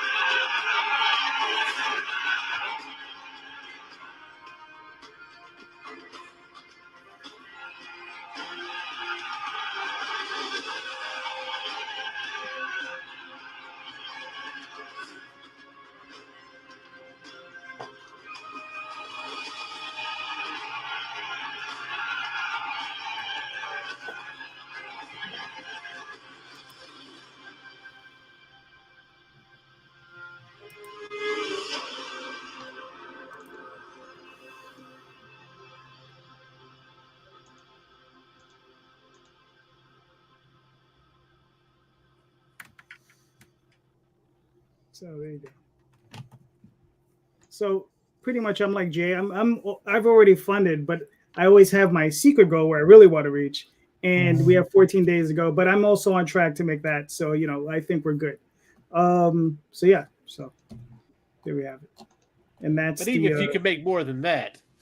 Oh yeah, trust me. There's the hidden goal, and then there's the other goal, right? The hidden goal. The hidden goal, exactly. And I put up pages and stuff. So if anybody wants to check it out, very fantasy oriented. If you're interested in getting this for your kids, I always suggest if they can watch Lord of the Rings, the movies, the Peter Jackson films, then they can. This is safe for them. So that's the way I always let everybody know. And it's a straightforward fantasy book.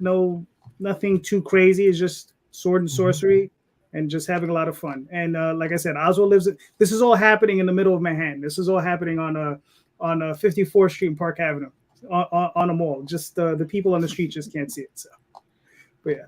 And then this is another book that I have going that I'm also selling with it. This is If I Was a Few Inches Taller. This is illustrated by somebody else. All right, let me actually. Let's give credit where credit is due. This cover was illustrated by Aurelio Tillis. The interiors is done by Jade Gonzalez. She's out of Chile.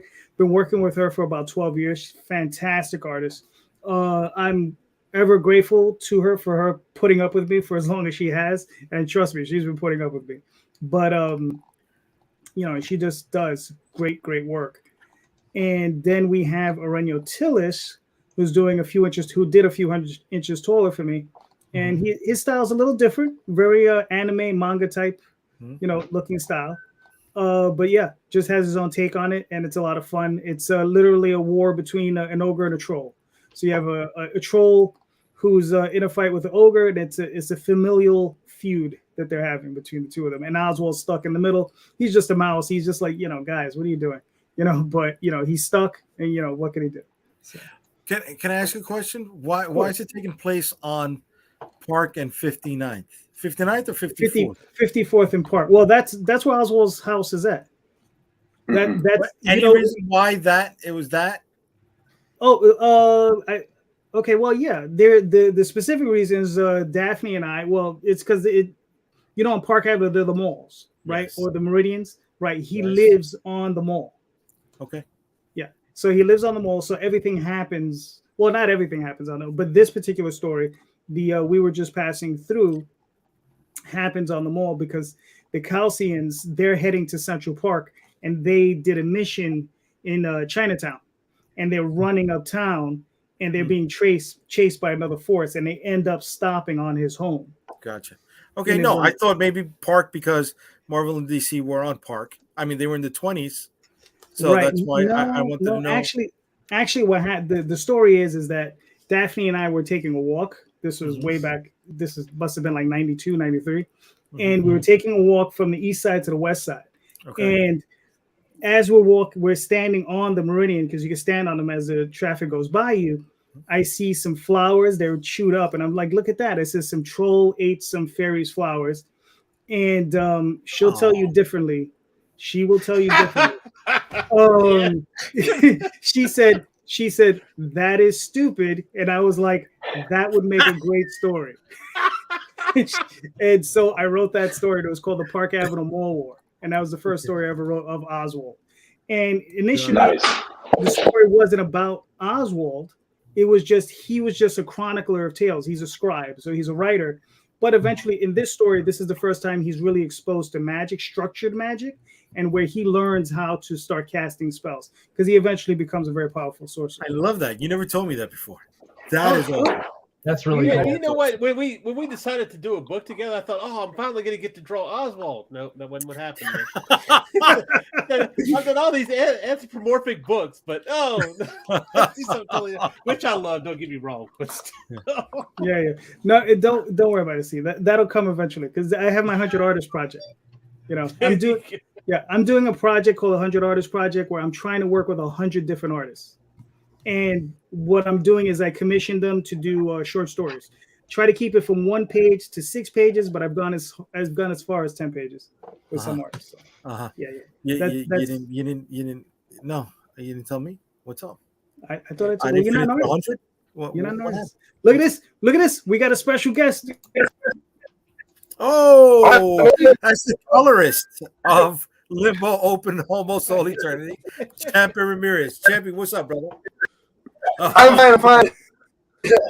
I thought it was going to be I saw the issue first. Hello, everyone. Hello. How you doing, Chappie? So not only Chappie, one of the creators of Limbo, but he's also going to be one of the team members over at Unstoppable Comics, coloring some books. Nice. Yeah. So, all right, Dan, you ready? But you have to go. Yeah, guys, I gotta head out. My very pregnant wife is summoning me. No, that's fine. That's fine. Hey, go for it, man. Take care of business. All the best. All the best. But before you go, much love, man. So if you ever want to see me again, I should probably go. Oh yeah. But before you go, let everybody know where they can find you and your work. Sure, absolutely. Well, I'm on Instagram as The Fight Lawyer. You'll like this Wu-Tang reference. On Twitter, I'm Baby I Like It Law. And yeah, so and I'm on Facebook. It's just Daniel Martinez. And of course, I got the Kickstarter up. But make sure, Mr. Lanning, I want to see I didn't get to see yours. So shoot me a message if you can. I'd love to back your project. No, I'm a co-host tonight. I don't have any. All right, then forget you. Hey, forget you then, man. Hey. Thanks, Daniel. We got Rosario, I got you, and I got Mr. Quinton as well. All right, take care. Nice to meet you all. Take care. I hope to see you very soon. Thank you for having me. God bless you all. All right, take care. Thank you, man. Bye-bye. Have a good one. Bye. You too. Bye-bye. That was cool. Yeah. Meeting an MMA lawyer. That's That's interesting. Mhm. You're an MMA guy. Yeah, I am. Yeah, I know. I mean, yeah. So one day I have to sit down and have a we start talking about John Jones and Randy God Couture. damn, he's got a hell of a lot of followers. He's like an Instagram king. Serious. He's got over 65,000 followers, man. He doesn't need Holy us. cow. He's doing fucking Wow. good on his own. Well, bro. he said he represents Ghostface Killer, so I'm sure that's, Seriously. you know. Well, So I now mean, you just need to translate that to sales, No, right? no, but yeah. he's You on know. his way, man. He's on his No, way. he's gonna do it. I mean, listen, if he hooks up with some of those guys and, like you said, do a comic just based on some of those fighters, I mean, that would be crazy. Yeah. You could. You I mean, know. has there been that market tapped? I mean, just like wrestling, right? Right. Like Yeah. wrestling comics. So Well, that's the awesome thing is that I mean they run in certain circles with each other, right? So certain things can be applied from them, from wrestling to fighting. So Yeah. wish them the best, man. Exactly. You All right. know? Cool. Chompy, you missed a lot, but that's okay though. How you doing? I'm fine, thanks. I was doing some shopping, but now I'm ready to do anything that have to be done. So All right, cool. So you know what? Let me pull up the campaign again real quick, so then maybe Chompy could speak on it, because I mean I haven't heard.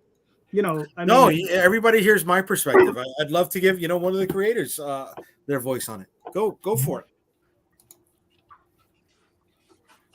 All right. So Chompy, what are your thoughts on Limbo?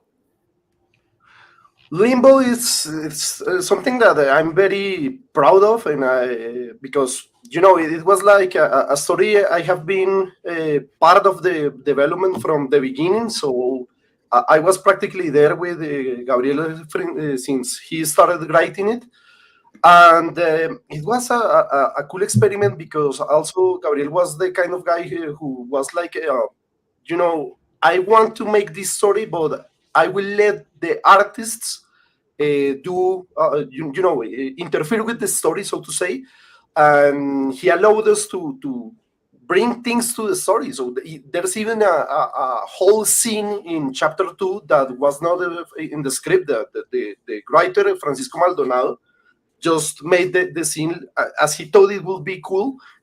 Gabriel said, okay, that really works, and rewrote the final chapter on that. And for me, it was also, I was in some sort of hiatus, is the word, I guess, but pronounce it hiatus. Yeah.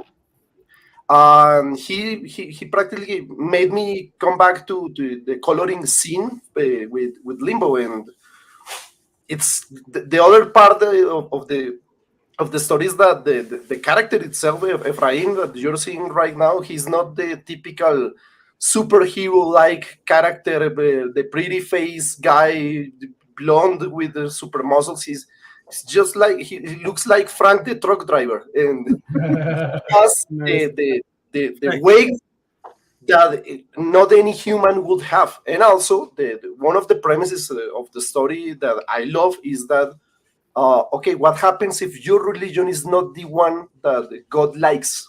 What happens if you're wrong? And he was like this very pious, very hopeful priest, but sorry, your religion was not the one that the heavens liked. So go to Limbo.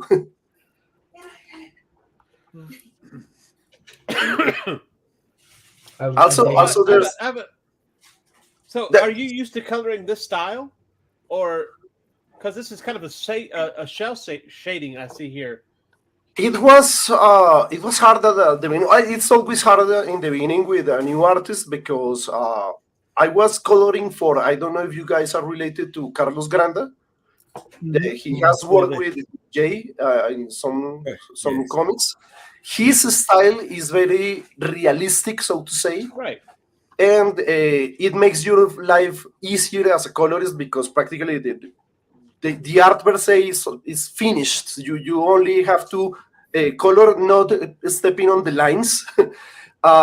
When you start coloring for someone like Francisco, it's a complete other story because he's more like cartoonish, and you have to. sometimes I have to hold myself because you want to do the muscles with the right perspective and with the shading.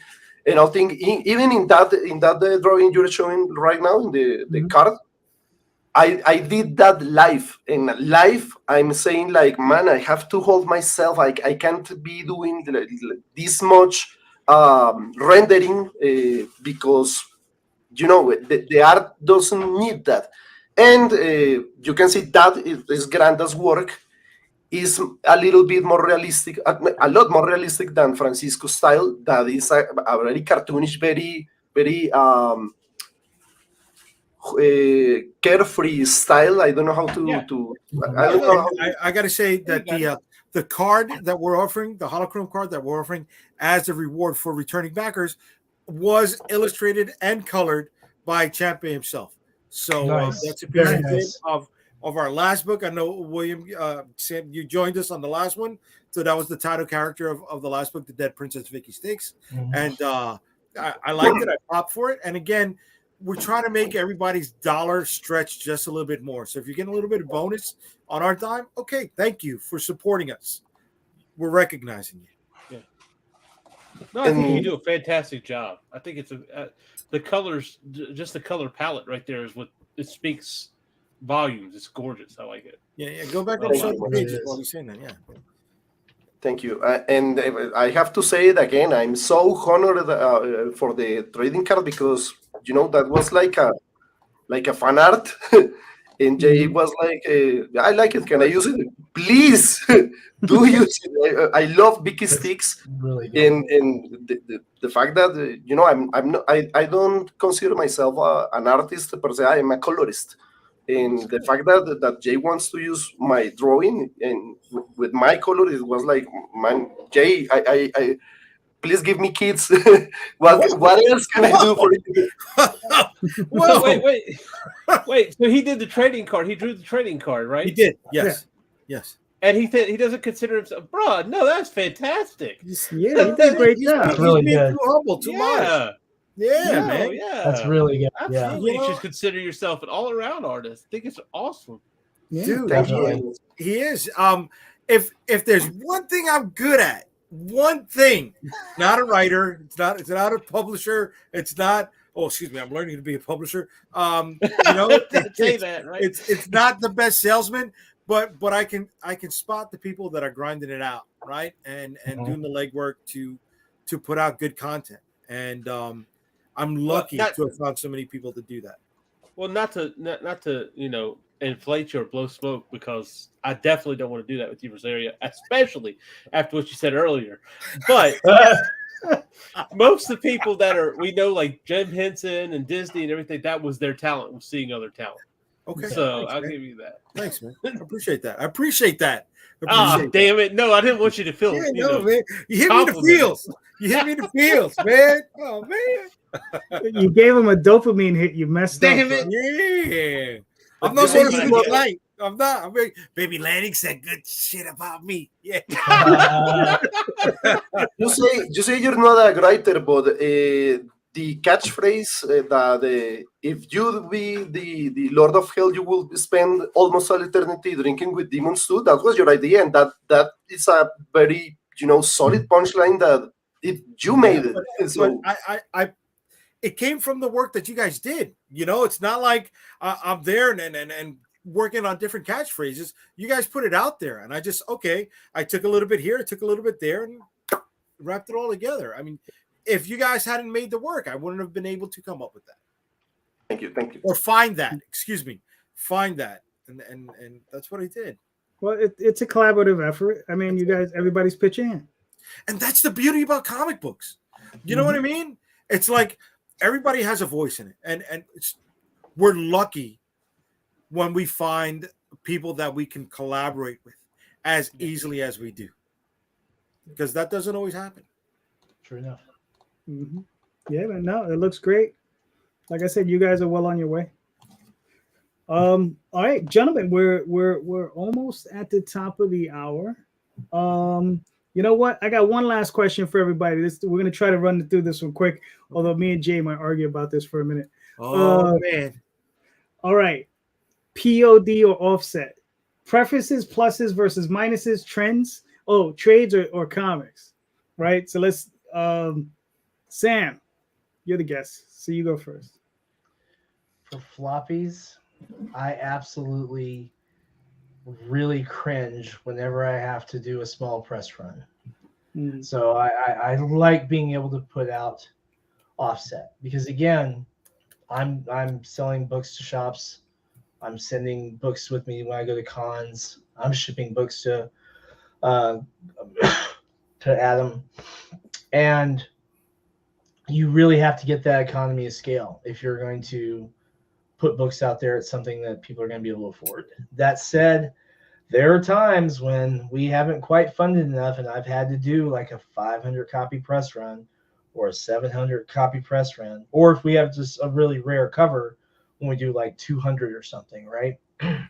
But as a general rule, I'll always try and raise enough to get the offset done. Okay, fair enough. Fair enough.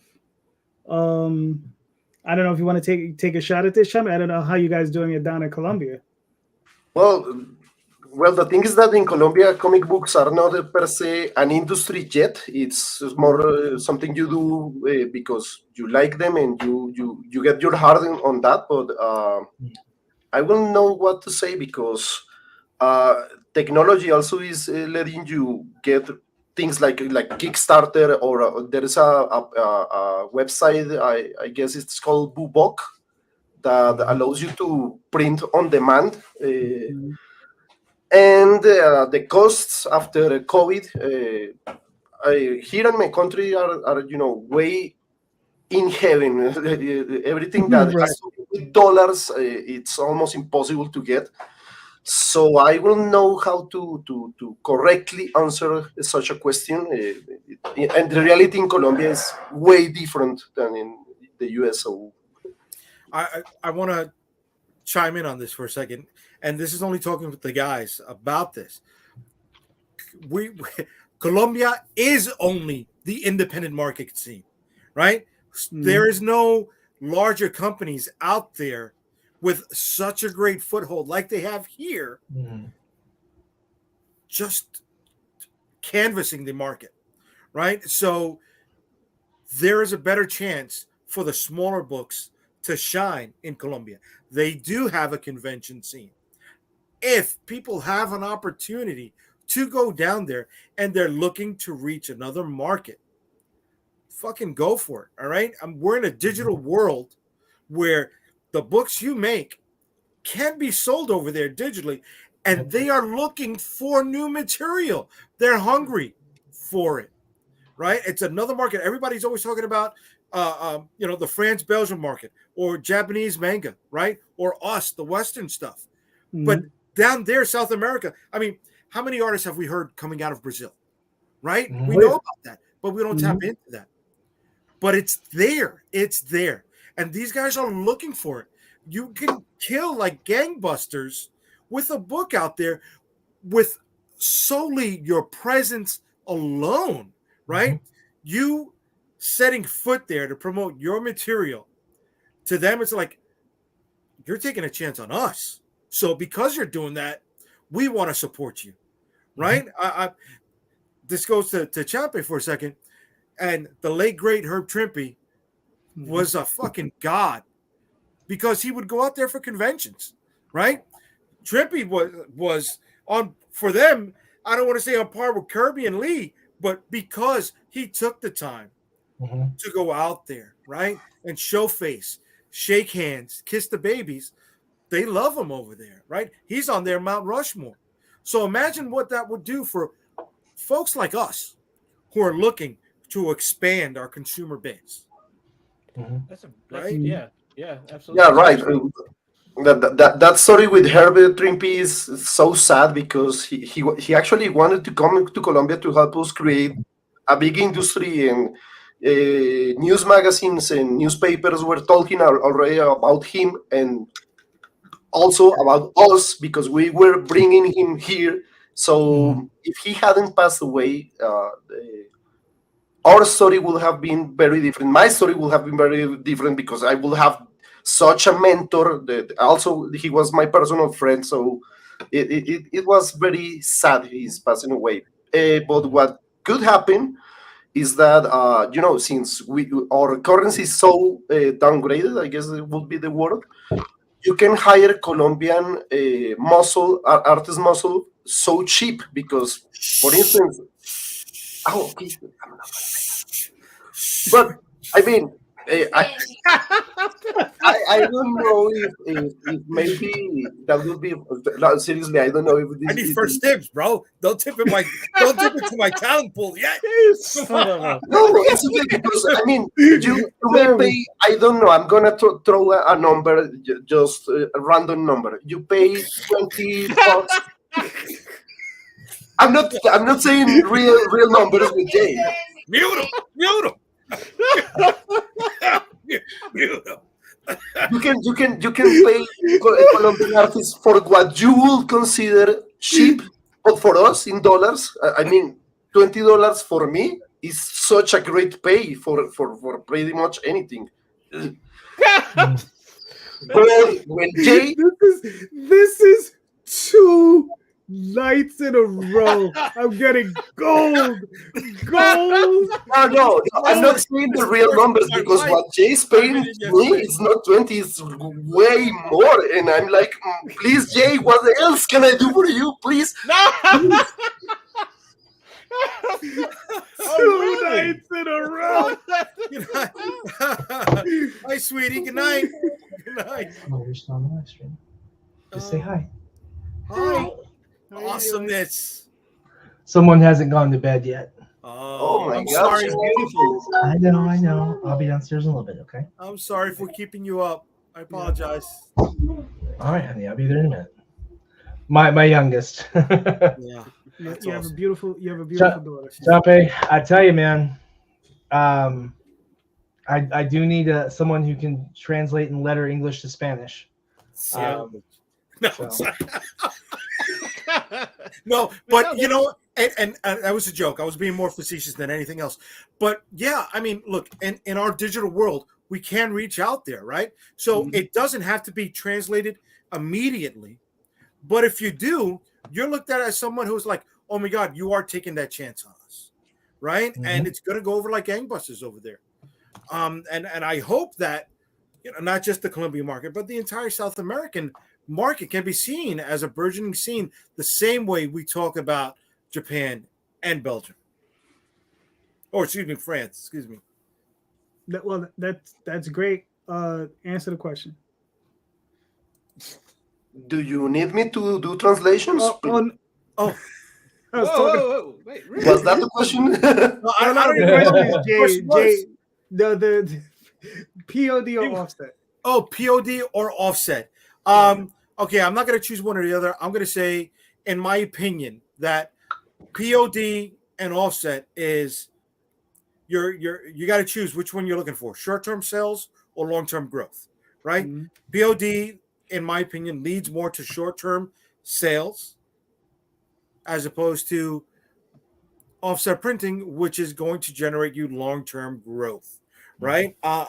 So for something as simple as think about the comp copies that you're going to be giving to people, right? If you're doing, POD, you can increase their comp copies, and if you're doing offset printing, you can increase their comp copies. So now when they're doing conventions, right, they got a stack of books that they can either A, sell, B, do sketch covers on, all right, C, use as their resume to maybe find other work, right? So, I mean, offset printing just benefits a lot of people. Now, I know not everybody has a space for it. I get it. Sometimes people are going to be sitting or sleeping on the boxes, right? We coined the term furniturize it, right? Recently. And not everybody's going to have space. I get that. But if you want to have legs doing this, right? If you want to generate long-term growth, if you want to build, then I recommend offset printing. Okay. Mr. Lanning, you got any thoughts on it? The only thoughts, I mean, I haven't gotten into it, like you guys have, but the only thoughts that I could get on it is the quality of books that I get, right? Mm-hmm. And I'm not quite, the payable on demand is, you get some books that are good and some books that are, whatever the case is. But the offset guys that I see go to quality printers, and I get a better. To me, I get better books when I see an offset printing than I do a print on demand. But that's just me. That's all I can really say about it. Okay. It's funny. My opinion on it is okay. If I'm doing a Kickstarter, I tend to do POD for the books. If I was going through Diamond and I was going through that process, which I'm going to be looking to do within another year, then that process, yes, I'll be using offset. But where I really like offset is for trades. That's where I really like offset, because that's where you can get a real break in price, and that's where you can possibly print 2,000 copies of a trade and get them for $250 a book, and I'm talking black and white. If it's going to be in color, it's going to be a little bit more expensive. It might be like $4. But even then, you're talking about a $20-$25 book. Yeah, this is going back to my other question. Well, how many pages? The first question. How many pages? Usually anywhere from 96 to 120. And like I said, it was going to my original question, is because now, just 4 or 5 years ago, the standard trade was about $15. Now they're trending at around 20 to 25. Right. And that's standard. That's across the board. That's Marvel, that's DC, that's Indies. You name it, that's where it's at. Yeah. So so that's how I see it. I like, for offset, I like trades. If I'm going through Diamond, if I'm going through Lunar, that sort of thing, and I'm going that route, yeah, definitely offset. But if I'm doing just my straight just to my Kickstarter, I tend to print very close to the vest, and I just put them out there. Whatever revenues I have left over, that's right to my artists, because I'm not looking to for that long-term growth right now. I need those short-term gains. I get them now. I put out what I got to put out, and I bank it, and I keep banking, and I keep banking it. And so that's how I'm working it, and it's working. So that's all I can be grateful for. But gentlemen, thank you so much for being here. You guys are awesome. Please, everybody, go to the show notes. All the books that are in there, Sam's, Daniel's, Jay's, they're all worth looking at. They're all worth supporting. They're all great works by great creators. So thank you so much, guys. And Sam, please let everybody know where they can find you and your work, sir. Okay, you can find me on Kickstarter, of course, as WS Quinton, and then our second account for role-playing stuff under Sonopa Publishing. On the social medias, you'll find me as Sonopa Publishing on Facebook, Instagram, and Twitter. Don't be shy about engaging there. I love to talk, as unfortunately I do it too much. But I hope you guys are having a wonderful day. I want to thank you all for coming out and having a good discussion too. It's always fun to talk with you guys. And we're at 139 backers now. That's fantastic. Way to be, bro. Congratulations. Yeah. Looking forward to hitting 5K in the next couple of days, and then on to our stretch goals. Nice. You can do it. Champe, where can they find you and your work, sir? Well, I'm pretty much anywhere, like as Champe Ramirez. My main website, social media will be Facebook. So Champe Ramirez, and Instagram also, but I'm not that Instagram user. Okay, cool. Mr. Lanning. As always, you can check me out at Linktree / Michael Lanning. That has my Facebook portfolio, all that stuff. I should probably update my portfolio eventually. Also, you've been adding to it though. Yeah. You're doing a good job. You've been having a lot of books coming out recently. Nice. I do, right? But I haven't put any of them on the website yet. Like, they got to come out. I've got a couple of pieces of work that I'm like, I don't want to put them out there until the book actually comes out, and I'm still waiting for a couple of people to put their books out. But other than that, also Sketchy Saturday on the Indy Comics Network at 10 a.m. Eastern, where we kind of try to do a little Marvel bullpen type thing where we talk about. I try to come up with a question that people can, rally around and we can talk about. And then of course, with Chad Perkins, the upcoming Build a Comic, where we will be building a comic from scratch. So you can come and watch us fail every Tuesday night at 8. Probably start 8:30 p.m.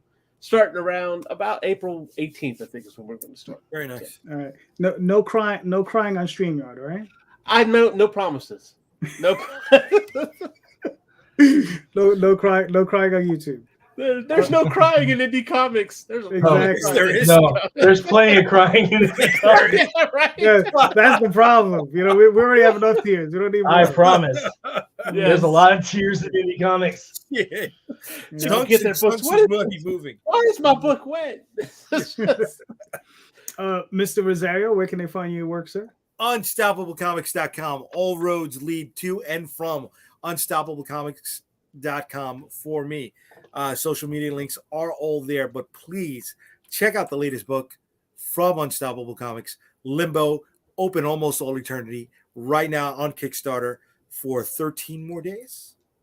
Yep. Is it 13? 13 or 12?